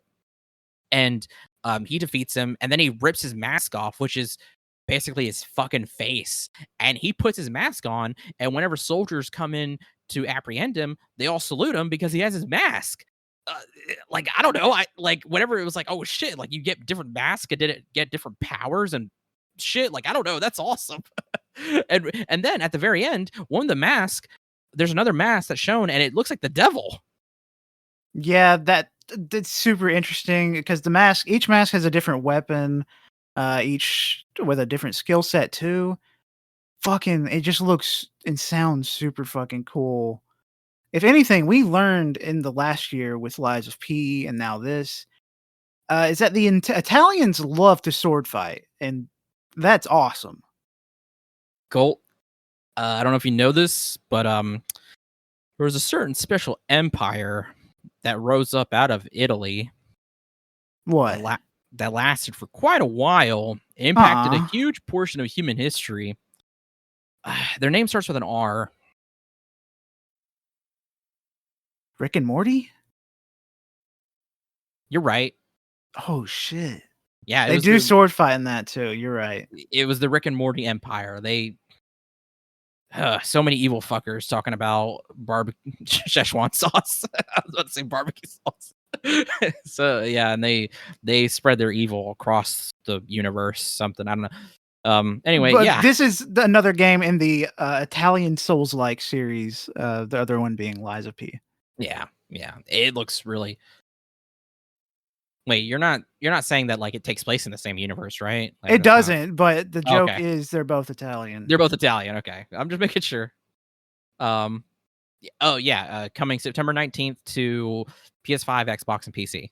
Yep. Yep. Next up is another really cool looking game that's been shown for a while now. Is the First Descendant, third person looter shooter RPG. Becomes a descendant in the game and is given a mission to fight against the invaders for the survival of humans. Protect the Ingress continent. The player can experience a spectacular story by growing stronger through various missions and finally discover the descendants' secret. This is coming to everything but Switch, and it comes out on July 2nd. Yeah, this looks awesome. There's a bunny girl. Yes, it does look cool. That I will say that it does look fucking pretty cool, but also it feels like in the same vein as the last game, where it reminds me of Remnant and fucking games like that. What is it called? Once Human? Yeah. But you say that, but I think this looks better than Once Human and Yes, Remnant. because it's got an aesthetic that I really like, and like it's got some robotic ish stuff going on. So I really like that stuff a lot more. Also, it looks really pretty. It does. So I don't know what you're complaining about than other being an asshole. Yeah. Oh wow. It's kind of troubling, Colt. No, but yeah, I see what you're saying. Yeah, I'm excited for it. I want to play it. Again, bunny, because I remember whenever this stuff was first shown off, the girl with a bunny helmet, and she was shown. She looks awesome. She's hot as hell. Yeah. Next up is there was an announcement for Outer Sloth, which is indie game developer fund made by the people who made Among Us. It's really cool. There's a lot of projects that were already funded. There's this one project called Project Dosa. It's one of the games I personally am interested in this. You do a bunch of like community building, making food, and like mechs in it too. It looks fun. I agree. Next up, we actually got the trailer for the Among Us TV show. Has a stacked cast, and I kind of want to watch it. Yeah, that was actually a pretty. It looks good. They put all that fucking money into this goddamn game. We kind of helped fund it with all of our little Among Us purchases that we've made. So you're welcome, everyone. You're welcome. Next up is Sonic Shadow Generations. This is coming October 25th to everything. I don't need to say anything else. It's Sonic and Shadow. Yeah, this fucking rules. I love Sonic. I love Shadow. Yay. Yeah, it's a collection, isn't it? It's like a reimagining of famous levels throughout Sonic's history, but with its own storyline. It's really cool because you play as a modern Sonic, a retro Sonic, and now Shadow. Yeah, it looks super cool. There's like this really cool pre-order bonus for this other alternate Shadow skin. No, it looks sick. Looks sick. Yeah. Now, okay, so this next game we're about to talk about is we've seen it quite a few times now. I know Colt isn't particularly excited for it, but after seeing it, I'm actually growing more on it. Especially with the story reveal. So this is Dune Awakening. It's an open world survival MMO, and the story is this is taking place in a timeline where Paul Atreides was never born. It's a completely alternate time. The story sounds awesome. It's just the fact that it's an MMO. You know, but the thing is MMOs aren't necessarily bad, and this probably might want to be the few times where I might dip my toes back into an MMO, and it could very well get me pretty hard. Not in a sexual way, but like wow. it could grab me. I don't know why I said it like that. It could grab me. And have its claws sunk into my skin. I mean, if the MMO can change the formula of like just a fetch game, I will totally welcome it. But Well, see, so far, I haven't really played many MMOs that aren't fetch quests. Well, I was gonna say, if you watch the gameplay, there's a bunch of different stuff. I mean, there's mining, there's facility and resource management and building. There's a lot of combat. There's a lot of vehicle combat, a lot of exploration. It looks pretty interesting. And then also too, we see the starter car. Oh my god, I love their design for the starter car. They're so sick. Um, Holy shit, yeah. A lot of the story stuff is really interesting because it brings up like Lady Jessica having I think she had a girl instead. I think that was the story thing. Leto Duke Leto not dying, the starter car being sent to protect the spice fields, the Freeman being wiped out, all this crazy stuff. I'm like I said, I'm very interested in it. I want to see the Baron. I want to see their Baron. Yeah, I do want to see their brand. I want to see a lot of their stuff. But the starter card looks super sick. They have they kind of have the colors of their house. But what was cool, what separates them from the movies by Villeneuve is they have their armor is very different. They have these gold masks and they have it's not a ponytail, but it's basically like that on top of their helmets that represents a lion fur because the symbol of House Carino lions. I'm not sure. I gotta look this up. I gotta know. I am looking at the gameplay stuff here. It does look like it seems cool, but it's all like super cut up segments. I need to see like gunplay and shit like that. It's yes, it is a scarlet and gold lion. So hell yeah. Like I said, I think it looks cool. Um, Harkonnen is a boar. I think they're a boar. Sorry, that was just something brain blast in my head. It's coming. Did I say it's coming to everything but Switch? If I haven't, I just said that. But yeah. So enough of that. There's already been enough Dune talk this year. Don't need any more. I think there's isn't that Dune show coming out this year? Maybe. Yeah, I was gonna say not enough yet, just enough for now.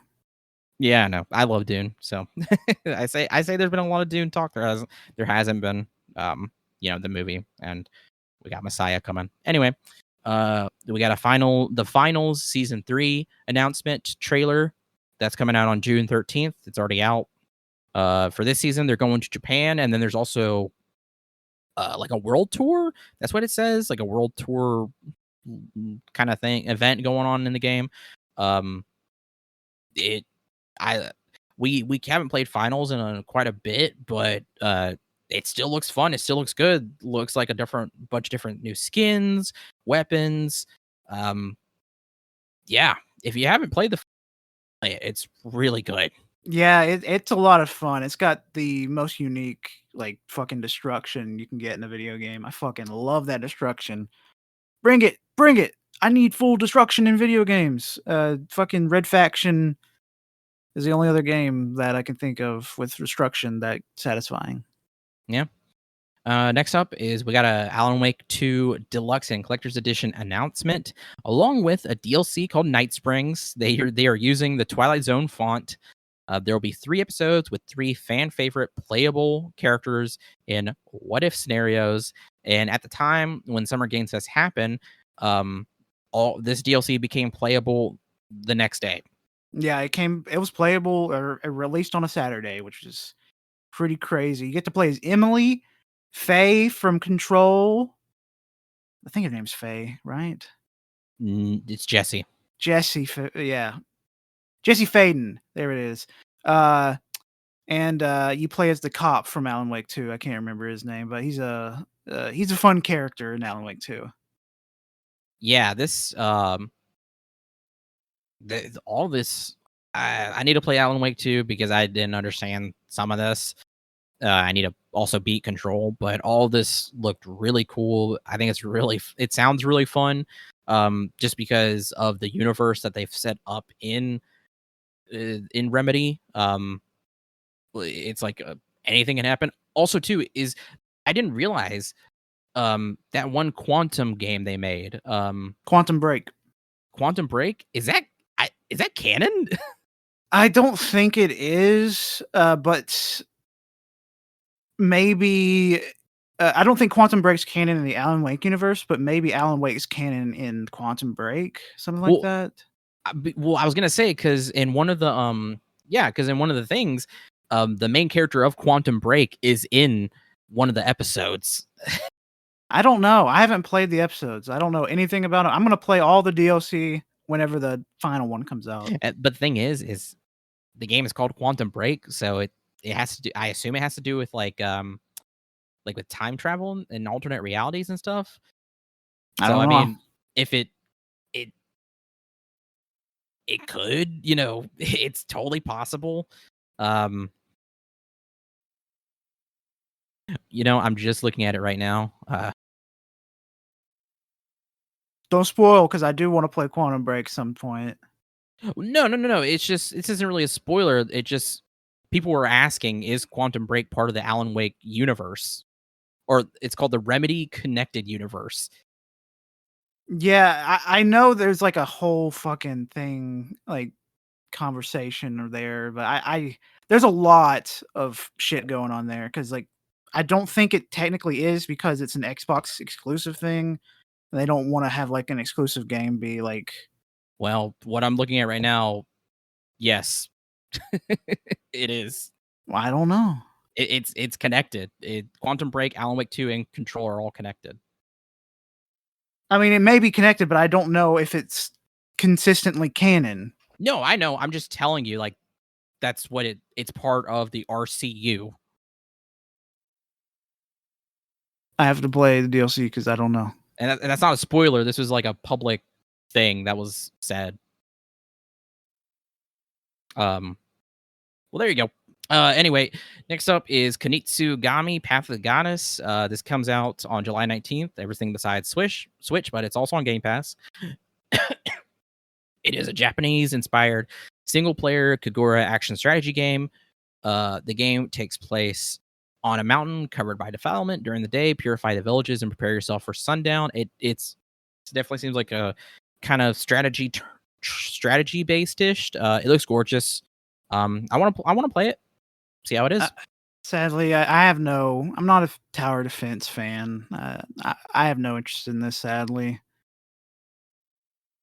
But it does look pretty. I'll say that. No, I understand. I understand that. Next up is Hyper Light Breaker. Hyper Light Breaker is an upcoming roguelike video game developed by Heart Machine and published by Art Games. It is a successor to 2016's Hyper Light Drifter. The player controls a breaker who ventures into the overgrowth to defeat the Abyss King. It was revealed that the full campaign is co-op. There's going to be early access in the late summer, and it's coming to Steam. Yeah, this is definitely a game that's going to come to consoles in the future because it looks pretty sick. Yeah, it looks super sick. That's really all to say to it. It looks awesome. Party animals will party animals, which will have they'll introduce superpowers and new game modes, including racing. Ooh, yeah, we've played a little bit of Party Animals at Tanner's, and I'm curious about these new things. I think we should get the gang back together. Yeah, because it was really fun. We had a lot of fun with that. Next up, announcement: Tim Robinson. He's coming to the world. He's coming to the world. And then something about a skate game. Yeah, I think it's something like based on what he does. He like created it. Yeah, he created it. Skate is there's gonna be console plate testing this fall. Basically, it was just a skit for the End Universe corporation called M Corp, where Tim Robinson was trying to tell people that nothing bad is happening within this corporation. Don't worry. No one's going to lose their jobs. It was basically just a Tim Robinson's bit. It was really funny. Yeah, it's good shit. I'm excited because like I've never really played the skate games. I want to give them a go, and if this skate game lives up to the expectations of everybody screaming for a new one for the last 10 years, we have something special. Yeah, I remember going to several people's houses and always Skate was like queued up, or like that's what was one of the games that we were gonna play that night. I would always play a little bit, but the person who really wanted to play Skate, the host, would always take over and play it. So yeah, definitely skaters are very hooked on this. It's fun, and I'm yeah, I'm low key really interested. Give us that game. Next one is Pal World Sakurajima update. There's going to be a new island, new pals, subspecies, new level cap, new raid, stronghold. There's going to be dedicated Xbox servers and more. This is coming out on June 27th. Speaking of fucking Power World, we should get back into Power World because We we never played Pal beat World. it. We never even tried it. Oh, fuck. I'm thinking of Temtem. Tim. Fuck. Yeah, we need to get back into Tim. Temtem's good. Tim is good. I do want to try Power World, but Same. I'd rather wait for it to come out on PlayStation because that's probably going to happen. I'm going to play it on Xbox. All right. Enjoy it, piece of shit. I'm going to kill you. All right. I mean, we can play on other stuff. I don't know why. Fuck!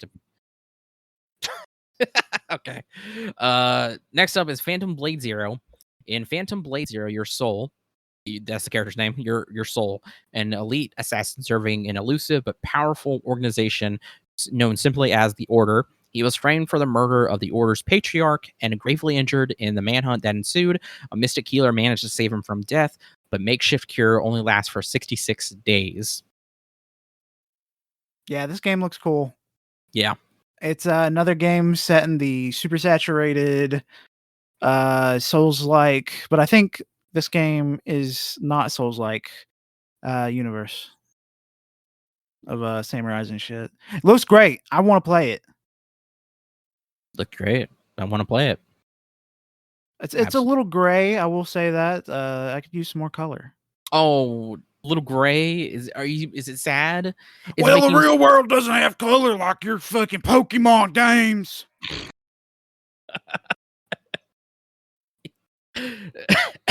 Damn. Yeah. Sorry. Shit. Yeah. That's what you sound like. Have you been to Britain? It's just gray over there, Colt. Yeah, I've played Bloodborne. All right, finally, we're at the end here. Next up, we have the Xbox Games Showcase. This is on June 9th. Sorry. There was a interruption. But yeah, so first up is what game? First game off the top, they started off with Call of Duty Black Ops 6, which is, it feels like a weird decision, but I mean, they own it now, so fuck it, do it, brother. Do whatever. The game's story is described as dynamic and intense spy thriller in which players are never sure. Burp, sorry. This is in the story, by the way. Players are never sure who to trust and what is real.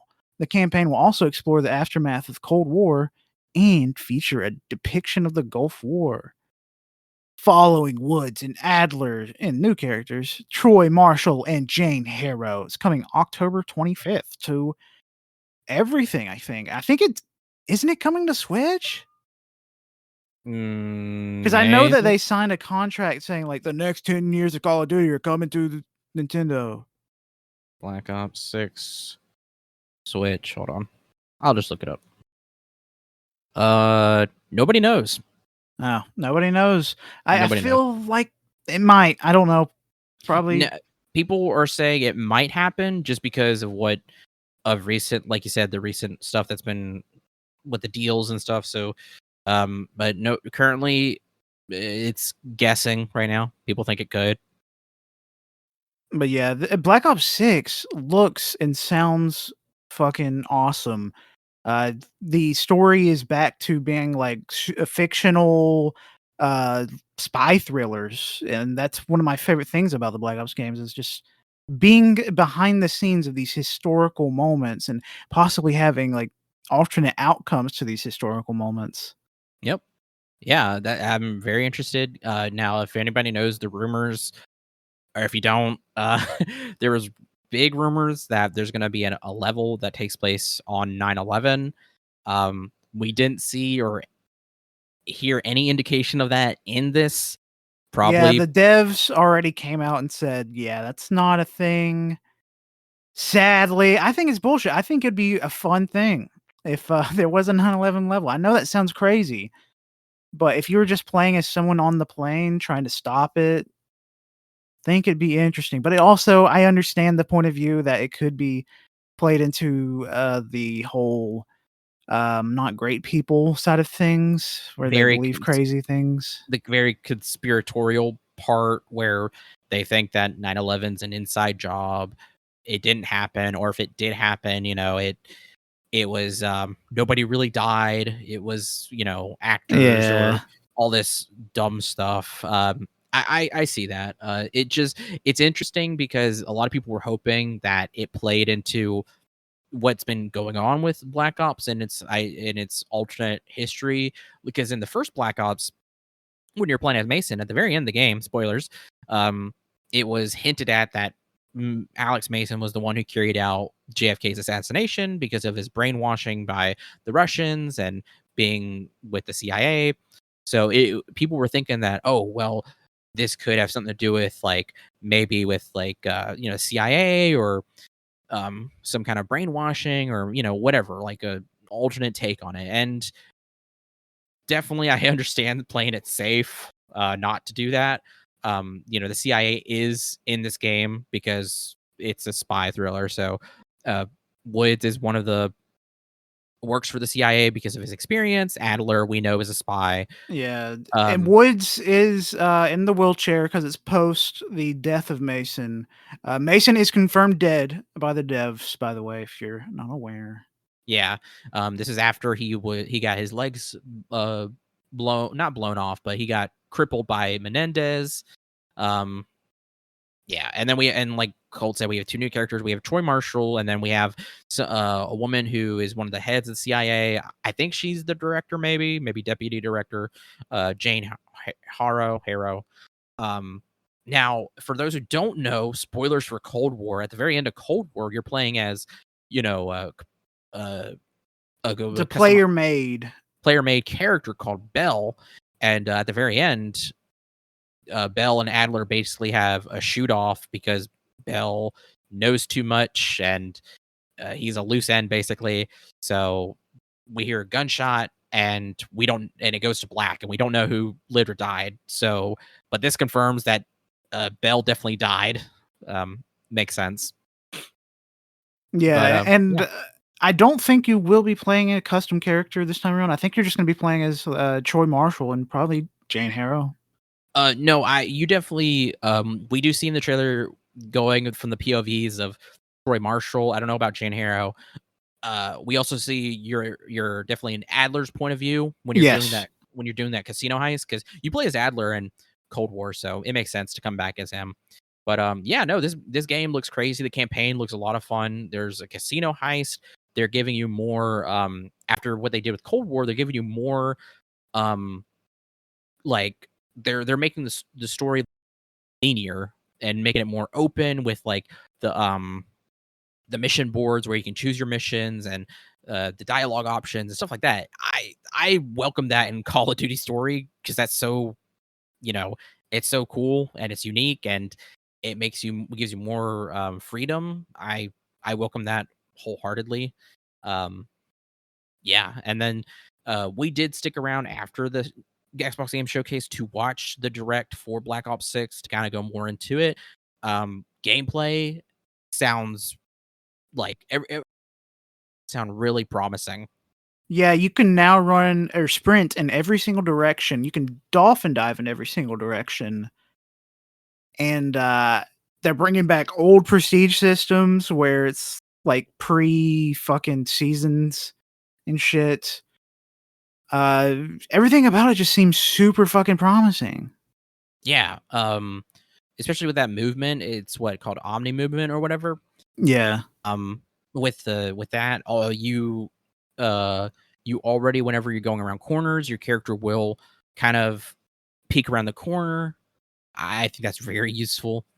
Yeah, everything sounds promising. They go a little bit into zombies. It takes place still with with whatever universal story they last time left off with. But we have a new cast of characters, I want to say. You can choose between the set characters for the story of the map, or you can have your own operators, which I'm so glad that they have their own set characters. I hated the operator system because it reduced the amount of dialogue or the unique dialogue that the characters had in zombies mode.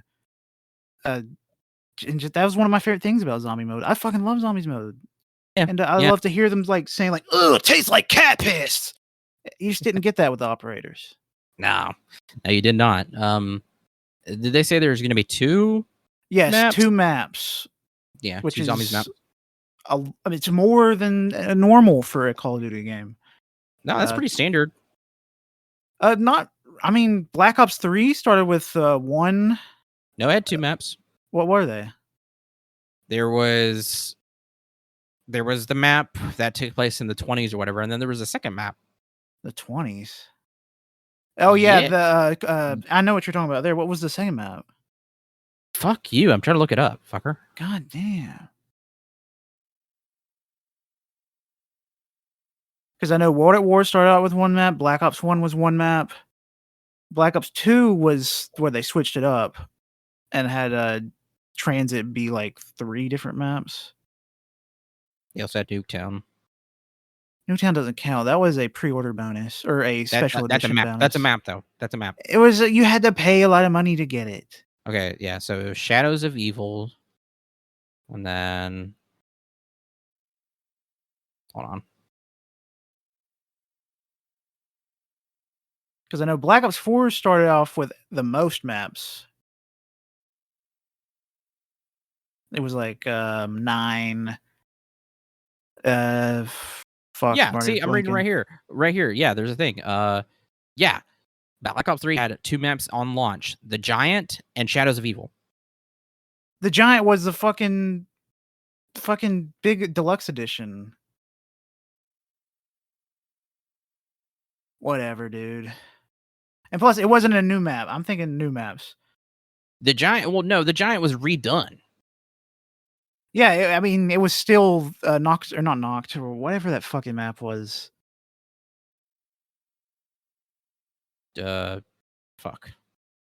It was the first map with a pack a punch. I know. It's a Der Rise. Jesus. Yeah. Der Rise. Still though, fuck you. That's 2 maps, bitch. Yeah, if you paid fucking $60 more. But we did pay $60 yes, we did more. because we love Call of Duty. We had that available for us because I love Call of Duty. Okay. But I am very excited for these 2 maps. We don't see anything about them other than like a sweeping sky drone shot of one of the maps. It looks like a station in the middle of a forest. Looks cool. Also, too, Black Ops 1 didn't have 1 map available at launch. It also had 2 maps. It had 5. And yeah, you're right. Kino der Toten. Yeah. Wow, you're just wrong at every turn. That's so You're hilarious. just dick riding. You are too. No. You know, I declare everything you just said wrong. Why? Because I said so. Okay. English or Spanish? Doesn't work on me. English or Spanish? Doesn't work on me. I'll keep doing it until it does. English or Spanish? Glorp. Oh, God. Okay.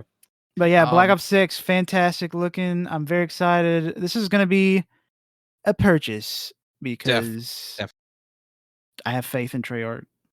Also, too, there were no details about Warzone. They couldn't talk about it yet. Also, just to disperse a lot of people's like already thinking that it's 300 gigabytes. It came out. That is if you have the whole Call of Duty app downloaded, which is Modern Warfare 2, Modern Warfare 3, and Black Ops 6. If you have all 3 of those downloaded, it will be over 300 gigabytes, which is fucking absurd. But even 100 sucks. But still, It's not that big. It's going to be around 100 probably. Yeah. So that's pretty big. Oh, also Black Ops 6 will have 16 maps or 12 maps, multiplayer 16, maps. 12 16. 6v6 and 4 4 like ground war that are also 6v6. Yeah. Yep. Anything else? I can't think of anything else, but yeah, I'm very excited. It comes out October 25th. Get me in. Next up, we have Doom Dark Ages. Doom Dark Ages explores the rise of the series' protagonist, the Doomslayer, as it becomes the last hope of a kingdom fighting against the forces of hell. This is coming in 2025. Yeah, this looks awesome. Waiter, clean up on aisle my pants. I have shit myself. In delight. Waiter, we're gonna need 2 cleanups over here. I have thrown up on myself and I need a bib because this game looks so fucking good.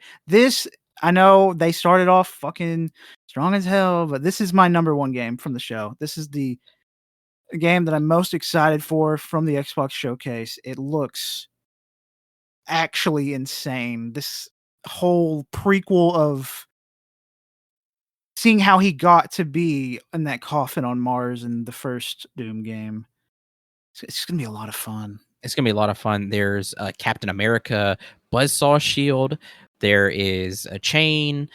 You can use to grab shit. There is a weapon that you put a skull in, and it will shoot skull fragments out. It looks insane. You can fly a dragon, and the dragon does like a Godzilla kill on an enemy where he puts his mouth in the other one's mouth and he blows like a fire into it. Awesome. You can drive a mech, the giant mechs that you see in Doom.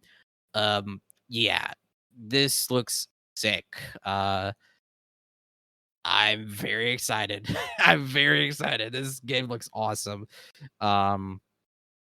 This definitely is probably one of my favorites from this showcase. Yeah, and surprisingly, it's coming to PlayStation as well, which I honestly didn't think it would be coming to PlayStation.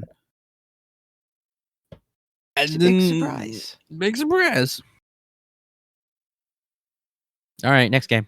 Up next, we have Dragon Age: The Veilguard, which is not as cool as the old name. Set primarily in Minrathous, the capital city of Tevinter. This sounds fucking stupid. The Veilguard continues where Inquisition and his DLCs left off, with Solus serving as the main antagonist and a new player character and protagonist, nicknamed Rook, gathering allies to stop his plans. It looks fucking awesome. I don't know if you ever watched the gameplay showcase or a little bit of it. I never got a chance to see it. The trailer they showed at the Xbox event made it seem like a Marvel-y experience. It does not represent what the final product is in any way. I highly recommend you check out the gameplay for it because it looks like it plays awesome. And the dialogue, it reminds me of some OG Mass Effect shit going on. No,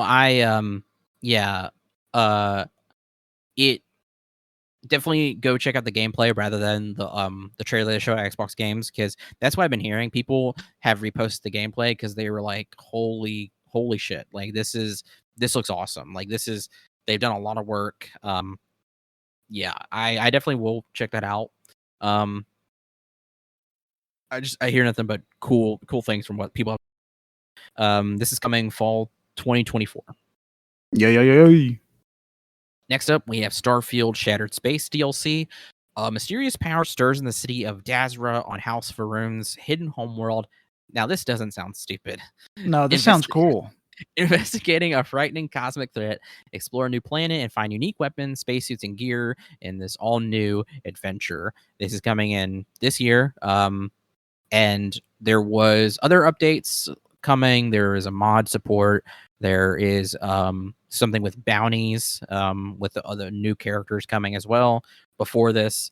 And I need to beat the main game, and I'll definitely check out Shattered Space. Yeah, this DLC looks fucking sick. It's the most Skyrim or Elder Scrolls looking fucking DLC for this Yeah. game. Yeah, I forgot. There's a lot of magic stuff in this. I'm very excited to see what they plan to do because maybe they have like one planet, like basically with a ton of story on it, or what. I don't know what their plan is for this because that's one thing about Starfield is it does feel very empty with all how spread out everything is. Yeah. But we'll have to see with the full release of that. Next we have the new Fallout 76 update coming up on fuck, how many years? How old is it? 2018? Oh, tell me. Tummy? Don't tell me. Don't say anything to me. Okay. I don't want to Okay. think about But it. there's a new Fallout 76 update called the Skyline Valley. It came out on June 12th. It includes a brand new expansion of the Fallout 76 base game map, Yeah, which is the first in its line of years and years of fucking content that they've been adding. yeah, it's the first expansion to Appalachia. And yes, it did come out in 2018. Yeah, that feels fucking fantastic. I'm 6 gonna be years. sick. I'm gonna be sick, Colt. But yeah, need to get back into it. Yeah, we're behind a lot. We're probably like 3 years behind at this point. Mm-hmm. Fuck, that sucks. But I'm excited because it does look a lot of fun. And after watching the new Fallout show, it's fantastic. Been itching to get back into it. Yeah. Yep. Whoever nuked Phil Spencer's house in Fallout 76, do it again. Yeah, it's a good job. Just keep it up. Keep it up. Don't give that fucker no quarter. Amen. Yeah. I should mention at the very beginning of Summer Games Fest, Jeff Keighley does mention about how the game industry is kind of crazy right now because of how many layoffs and studio shutdowns there's been. Yeah. It was a very fuckboy holding up a sign that says "Stop Racism" moment. I mean, yeah, but he was, yeah, yeah. I mean, he was still trying to be very sweet about it. Yeah, like whatever. I don't know if there's much he can do other than just like cutting like ties with people by just straight up calling them out there. Yeah. By the people who got fired because Yeah, they're jobless losers. yeah, dude, get your fucking money up, not your funny up, sonny. Next up is Clear Obscura Expedition 33. This is the Paintress paints a new number every year, counting down the death of humanity. Everyone that is the age of the painted number turns to ash, which the number that they show in the trailer is 33. Yeah, it's a very cool concept. I'm very excited for this game. I put turn-based sexy because this turn-based combat looks so satisfying. The animations and like it's very time-based as well because it looks like you're gonna have to time button presses within your hits, which reminds me of Like a Dragon, and they did that shit so well. Yeah, yeah. No, I'm very curious about the story. I find the story very interesting, and that combat and those character designs are really cool. Ben Starr, he's the voice of Clive from Final Fantasy 16. He's doing the voice of a character again, and I haven't played Final Fantasy 16, so this is what Colt put. But Ben Starr goated with the sauce. Amen. I Yep. agree, Colt. You're so smart, and I agree. This is coming out 2025. Definitely keep your eye on this one. Oh yeah, keep that shit open. Up next, we have a game that's returning with a really cool visuals. South of Midnight, when disaster strikes her hometown, Hazel is called to become a weaver, a magical mender of broken bonds and spirits. Imbued with these new abilities, Hazel will confront and subdue dangerous creatures, untangle the webs of her own family shared past, and if she's lucky, find her way to a place that feels like home. No place better than Arby's. It's based on the real life folkloric creatures and characters. It's coming from Compulsion Games, which they made Contrast, which was the first PS Plus game on the PS4 way back when it first launched, and We Happy Few, which was all right from what I've heard, and it's coming 2025. Yep. It will be on Game Pass as well. Yes. Yeah. No, this game, when it was first announced, it was a game that had such striking visuals and like voice and sound that I was just like, okay, I need this game. I'm excited for it. And then we got actual gameplay of it with still striking visuals and funny dialogue. Yeah, I'm in. I'm very very curious about this, and I think really cool like it taking place in the South with reference features and characters from folklore. I'm in. It got a big ass gator and it's got fucking Fortnite gliders. And Hell fucking yeah. and a big catfish. That's fucking awesome. Yeah, I'm ready for it. The combat looks fun. It kind of reminds me of you know, Darksiders, Zelda, God of War, not God of War, but kind of in that hack and slash kind of way. Yeah, cool. yeah. Looks cool. Next up is Metal Gear Solid Delta Snake Eater. It's a complete remake of the original game. And it's looking to be 100% faithful. As somebody that's played the original Metal Gear Solid 3 Snake Eater, this game looks so fucking good. The people that they have at Konami working on it, it looks like they fucking got it. They got some shit going good here. But then again, they're just working with the bones left over by God. So it's hard to fuck that up, I guess. Looks fantastic. Looks fantastic. It looks pretty close to the original, just really gorgeous. There was no release date given. We did see there's a collector's edition. You get a terrarium with snake in it. Yeah, it looks really cool. I really want it, but every time it becomes available to pre-order, it's out instantly. People want this shit. Oh yeah, people want it. I'm excited. Yeah, it's a day one thing for me. Yep. Up next, we have Flintlock: The Siege of Dawn. This game was shown a while ago, and now it's coming back. It's woke. A world scarred by gods. Unleashed upon the world, the vengeful gods are on a rampage, intent on causing chaos and the downfall of mankind. Traverse the ravaged landscape of Kian, utilizing Inky's magic and portals to soar through the skies while confronting the army of the dead. Open world Souls-like hack and slash RPG. It's coming July 18th, which is a little over a month. I think it is a month from when this comes out. Fucking looks awesome. It looks awesome. I'm so into it. It looks so cool. You're using swords and guns and magic and the whole god killing stuff. A lot of the designs are really sick. So yeah, I think it looks pretty cool, but I'm just tired of people seeing black people and saying woke. Oh yeah, I'm so tired of it, man. Like, just, black people exist, man. They have stories. Black people are part of everything, man. Just shut the fuck up.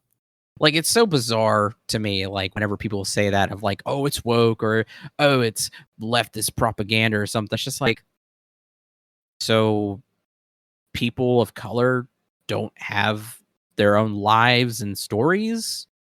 They can't be badass and awesome. They can't lead their own adventures and narratives, and we can't identify with them, like, or like we can't identify with them.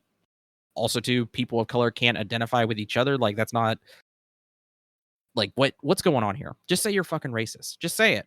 Just say it. Yeah, I mean, a lot of them do. They just say, "Yeah, I'm racist." So what? Yeah, they do. They do. Nothing. They are. They just have such loud voices, and it fucking sucks. I know. Crazy. Yeah, this game looks awesome. I'm excited for it. Very excited for this game. It's only, I think it's like $50, 40, 50, somewhere in there.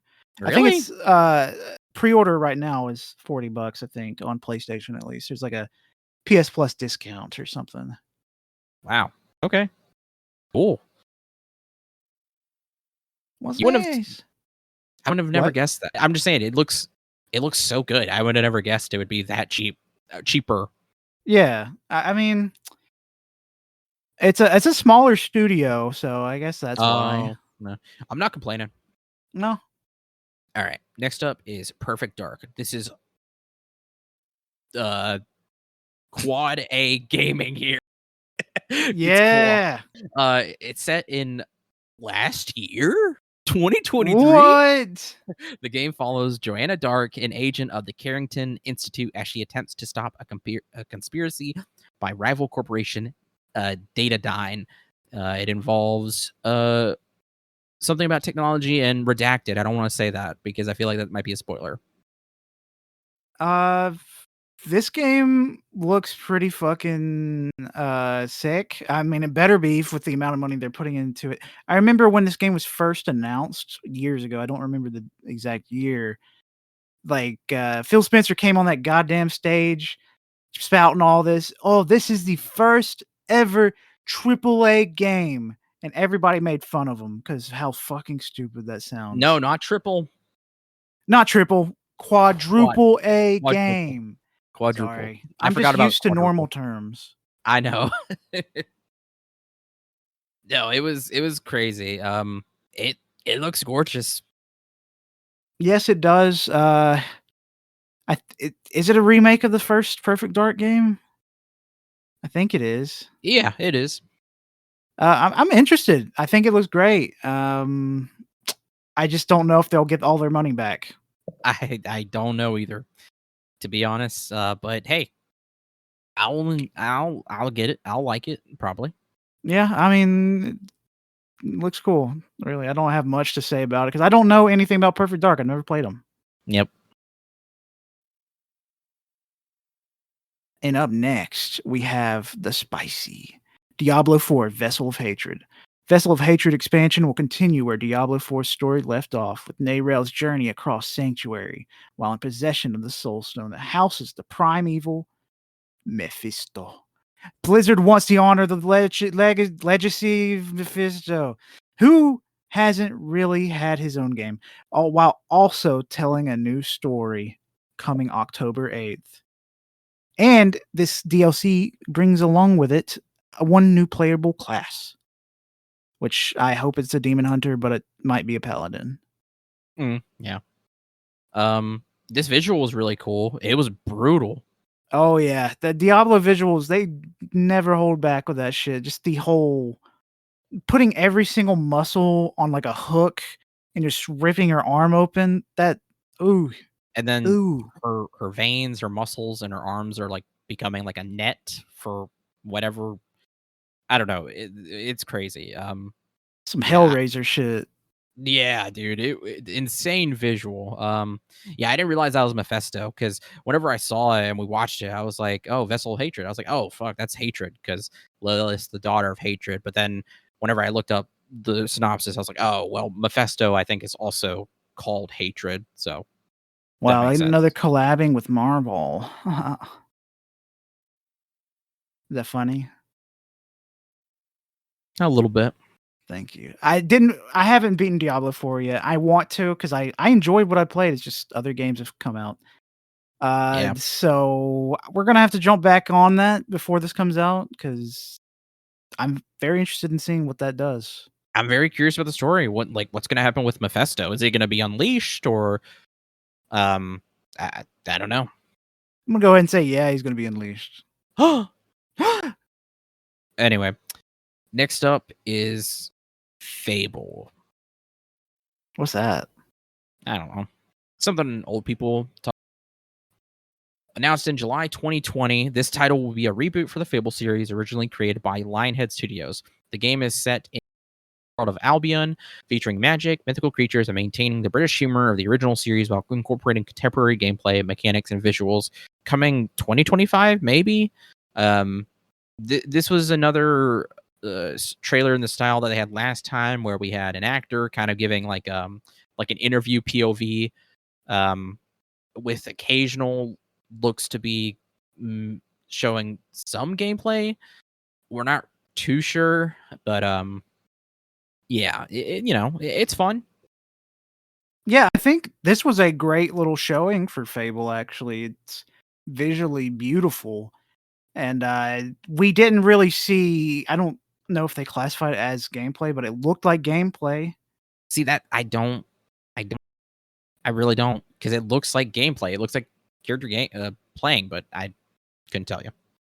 But But we just yeah, have to see more. We'll see more as the year goes by or years go by. oh, I wish they would just straight up give us fucking gameplay, man. They've only given us 2 trailers, and they're just interview style cinematics, or they appear that way. Like I You don't know know. how Microsoft is? They hate showing gameplay. They only let gameplay happen when the game's fully released. It it has me worried. Yeah. It always has me worried. It just has me worried all the time. Um, yeah. Okay, what's next?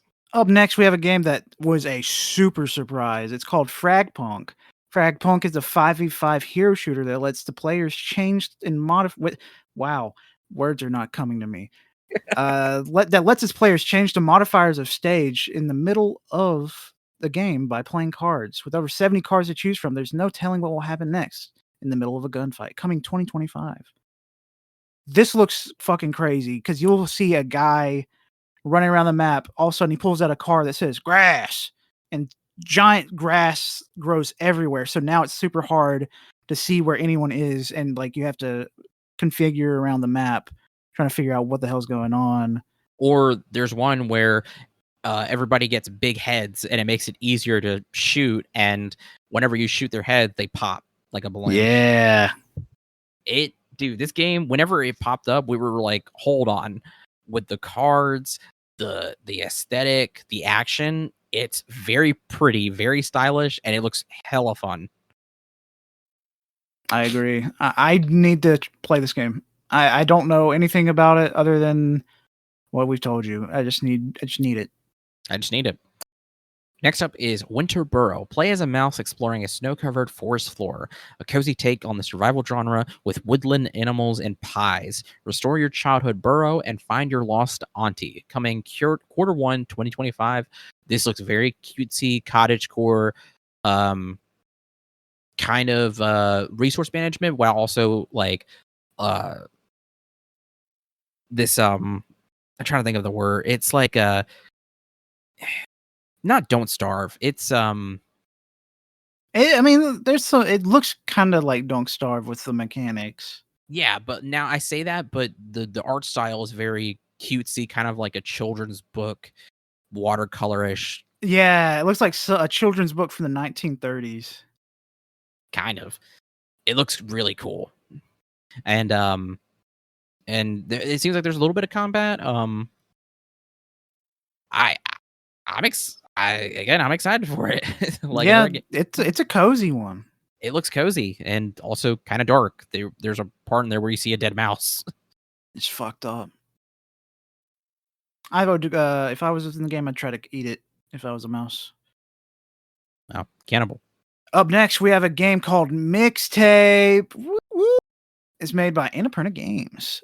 Mixtape, a narrative-driven adventure that asks us to experience the freedom of the teenage wasteland through the transportive power of music. It's coming 2025.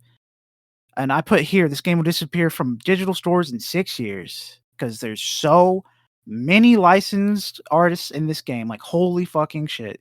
The amount of licensed music that is going to be in this game. But damn it, you've got me. Yeah, this looks awesome. It reminds This me looks of awesome. Life is Strange, which is funny because they showed a trailer for Life is Strange like almost immediately after. Fuck, it looks cool. It's got people floating through fields. It reminds me of that meme where it says like, "This is what Mob Psycho fights are like," and it shows a guy just flying through the air. Yeah, and we said this while we were watching it, but it looks like it's also done kind of in the style of like a movie. A lot of cinematic moments. The art style is really cool too. I'm like I said, I'm hooked. I want to play it. Like them saying like how transformative music is yeah, like you're gonna get me to cry. But yeah, I guess next game. Hello? Yeah. Okay, just making sure you weren't cutting out. Next up is Life is Strange Double Exposure. Max is back. You can choose which ending you had at the end of Life is Strange 1. Max has a new timeline jump ability that she uses to solve and prevent the murder of. This is coming out October 29th. And yeah, I haven't played Life is Strange, so this is more Colt's wheelhouse. Oh yeah, this is awesome. As soon as I found out this was Max, uh, I was like super shocked because let's be real, Life Strange 1 is the best Life Strange game. Max rules, Chloe rules, and the fact that you can choose which ending you had at the end of Life Strange 1 is such a really, really cool thing, because both endings were absolutely devastating, no matter what, and I can't see this game happening without being able to choose which one. Because if it just stuck you with one of them and you didn't like that ending, because personally I didn't like one of them, but ah man, fuck, I'm very excited for this, especially since Max's ability has evolved from she used to be able to reverse time, but now she has the ability to completely jump into different timelines. Just it's super cool shit. Very excited for Life Strange double exposure. Yeah, it's very crazy. I need to play the games. But up next is something that I'm very, very fucking excited for. Made by the legendary Machine Games. Indiana Jones and the Great Circle coming 2024. That is Great Circle was set in 1937 between Raiders and Indiana Jones, The Last Crusade, as nefarious forces look to harness the power connected to the mysterious Great Circle. And that's where the man with the hat comes in. And I put something very specific here that I thought was beautiful. Beautiful quote. Choo choo, choo choo. Ha ha ha. So I ripped that synopsis off of I think the Microsoft website. uh I thought it was funny, the man with the hat bit, but what Colt's referencing. So go watch that, because there is a portion in there with a Nazi saying choo choo choo choo because he's making fun of American cartoons or You something. Americans and your cartoons. Choo choo, choo choo. I'm driving a boat. And then somebody took that scene and sped it up, and it's like, what? It's like, man, they're like, I'm insane.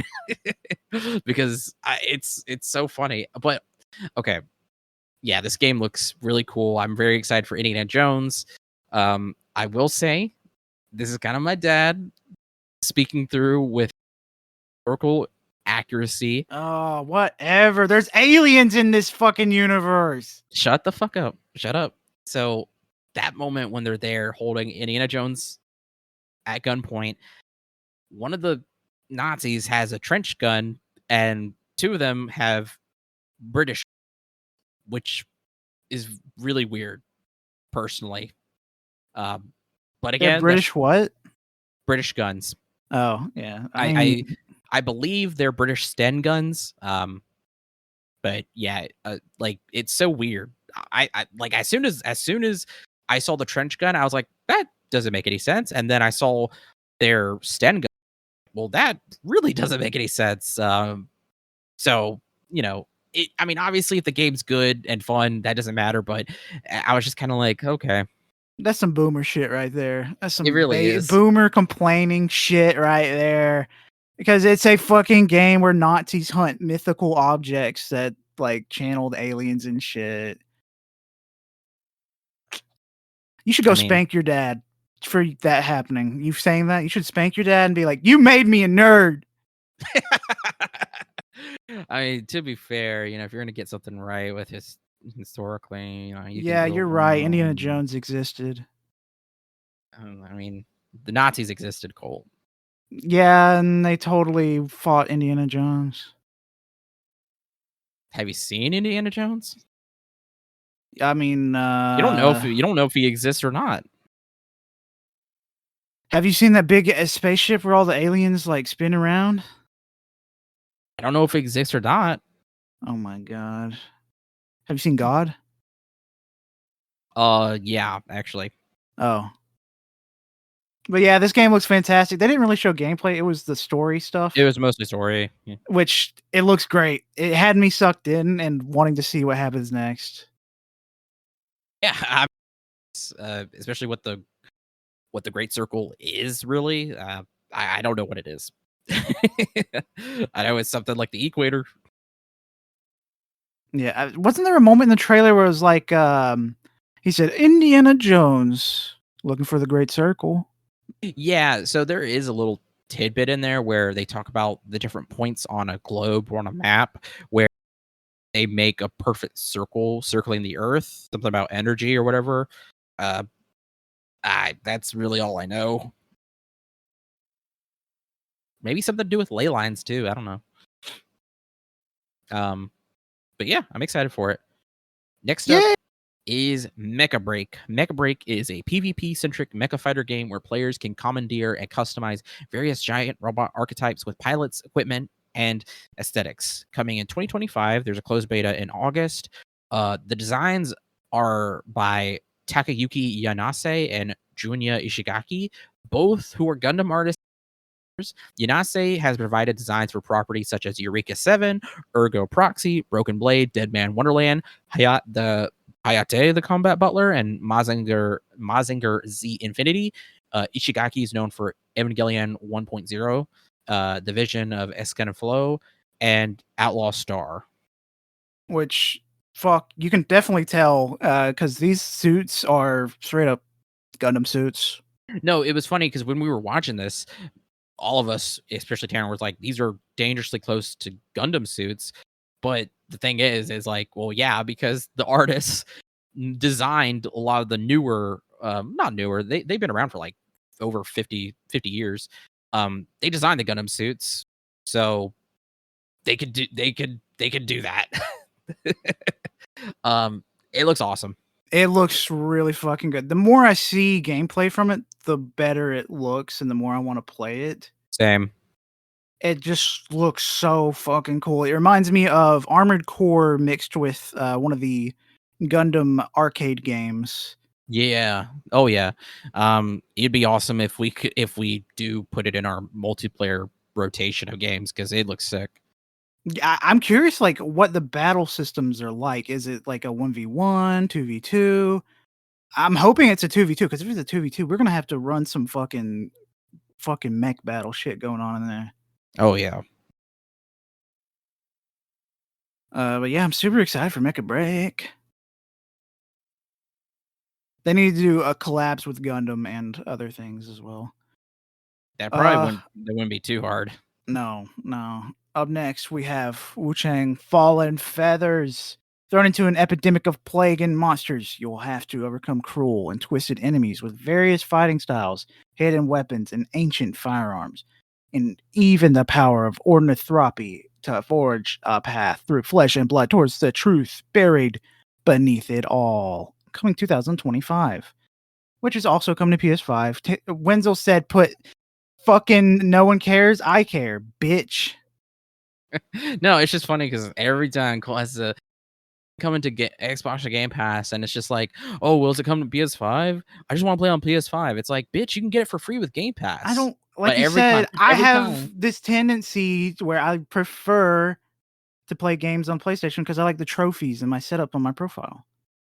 I know it's stupid. I understand that, but oh, it's just I'm not it's a saying it's, preference. I'm not saying it's stupid. I'm not saying that. I just think it's, I think it's regrettable. I No, don't I'm just, regret anything. well, you will when I blow up your PS5. I mean, that's not regret. I mean, I guess I'll regret being friends with you. Yeah. Yeah.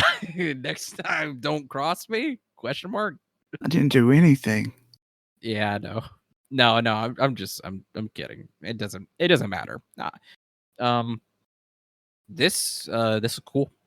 This look Yeah, this awesome. game looks cool.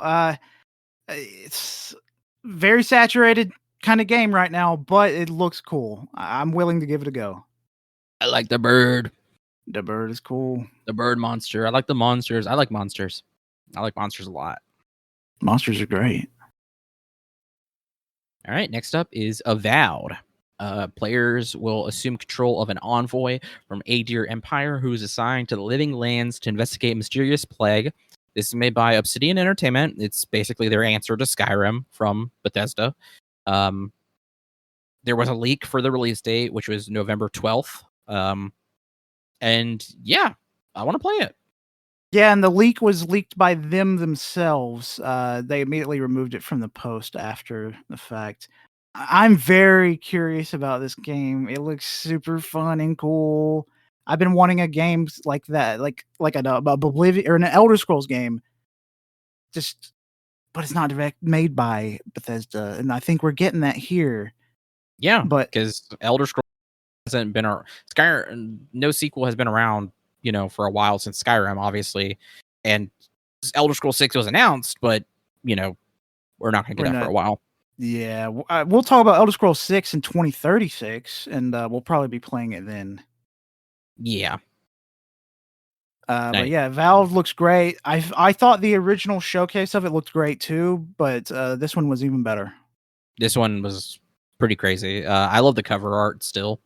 Yes, absolutely beautiful. Yeah.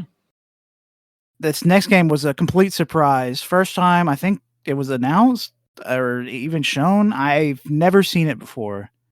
Yeah, this is a world premiere. Okay, it's called Atomfall, and it's a story told in the speculative fiction style of the 1950s, 60s Britain, exploring what has happened in the local area 5 years after the atom plant emergency. A lot has changed, and it's up to you as the player to unravel the mystery, meeting various factions, cults, characters along the way. Coming 2025. Also coming to PS5 because people don't know. I didn't know that, so that's cool. This game looks fucking awesome. It reminds me of Atomic Heart, but British. Right, British. And what's crazy too is that it's actually combining a bunch of different genres. There's fantasy, there's high sci-fi, there's cottagecore kind of. It's a bunch of crazy stuff. I mean, we have giant mechs. We have World War II like weapons and people. Yeah, the mid 1900s era weapons. There's a cult, there's castles, there is demonic magic stuff happening. It's crazy. And then at the very end of the trailer, there's a phone booth out in basically the middle of nowhere, and it's ringing. So yeah, I'm very excited for this. This is probably one of the coolest things. And it's not just a cinematic trailer or anything. Like, we get in-game like cinematic and gunplay. It looks pretty sick. I'm hoping this game is a banger. Same. I'm very excited to give this one a checky check. Yep.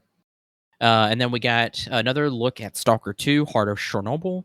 The zone keeps hundreds of secrets and thousands of stories. Revealed them only to the bravest and most dexterous. Starting as a lone stalker, explore a unique post-apocalyptic world and decide who will get a bullet and who is worthy of your helping hand. This will be coming out on September 5th. Fuck, that's very soon. I'm very excited for this game because it's been a long time coming after years and years of waiting, and then they had the Russian invasion making shit harder for them. I'm excited to see what they've been working on. Yeah, it looks great. It looks pretty action-packed. It looks scary. It looks really cool. Again, another game I'm looking forward to. Another big game coming out this year. Yeah, between now and 2025, we have a lot of games. Yeah, I already have a lot of games that I'm already trying to play. A little bit, slow down a little bit, please. I mean, I can't do anything about it, Colt. Please. I can't do anything about it. Damn. All right, and our final game, which was a surprise because I thought it would be a sequel. Yeah, this is their one more thing moment. Pretty crazy. Yep. and that is Gears of War E-Day. Gears of War E-Day is a prequel set during Emergence Day, focusing on the Locust Horde invasion in a linear storyline. The game will follow characters through multiple days, exploring the horror of the Locust Army and the impact of the invasion on the city. This is awesome. Fucking, I love Gears of War. We replayed Gears of War 1 recently. We need to get back into replaying the rest of them. But just wanting to experience E-Day for fucking 15 years or so at this point. God damn, I'm so excited for this. Dom is back. Marcus is young. Yeah, it was pretty crazy because we saw it and we saw Locust fighting, who we assume was Marcus. And it was crazy because we were confused. It was just like, okay, wait a minute. The Locusts have been kind of dead for a while now. It's kind of weird. And also, why is Marcus young? So we were like, okay, it's probably a remake of the first game. Fine, whatever. They started a instrumental of Mad World. It was like, okay, they're do it. But then the Locust uses or either Marcus or Locust, I can't remember, uses the old style of the gun with the Lancer. Yeah, the Lancer with just the regular knife bayonet. And it was just like, wait a minute. And then it talks, and then we see a newspaper that says war over.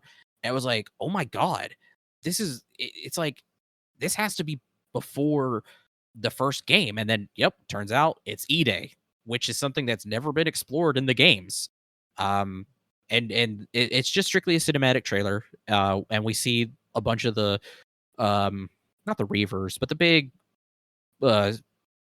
more spidery kind of creatures coming out of the ground and the city erupting into chaos. It's pretty crazy. I'm pumped for it. Like this going back to the OG like Gears crew, and we're experiencing something that's like one of the biggest events in the Gears of War history that we've never experienced. Yeah. I'm so fucking ready, and like, I love Gears of War so much. I still think it's the best Xbox IP. Halo's behind it. Fuck yeah, I'm so excited. Please don't fuck it up. Please don't fuck it up. If it's actually, is it Epic Games or no? It's Coalition Games. Yeah, right. they have a good track record. Gears of War 4 and 5 were fantastic. Apparently, we need to play those. Yeah, we still do.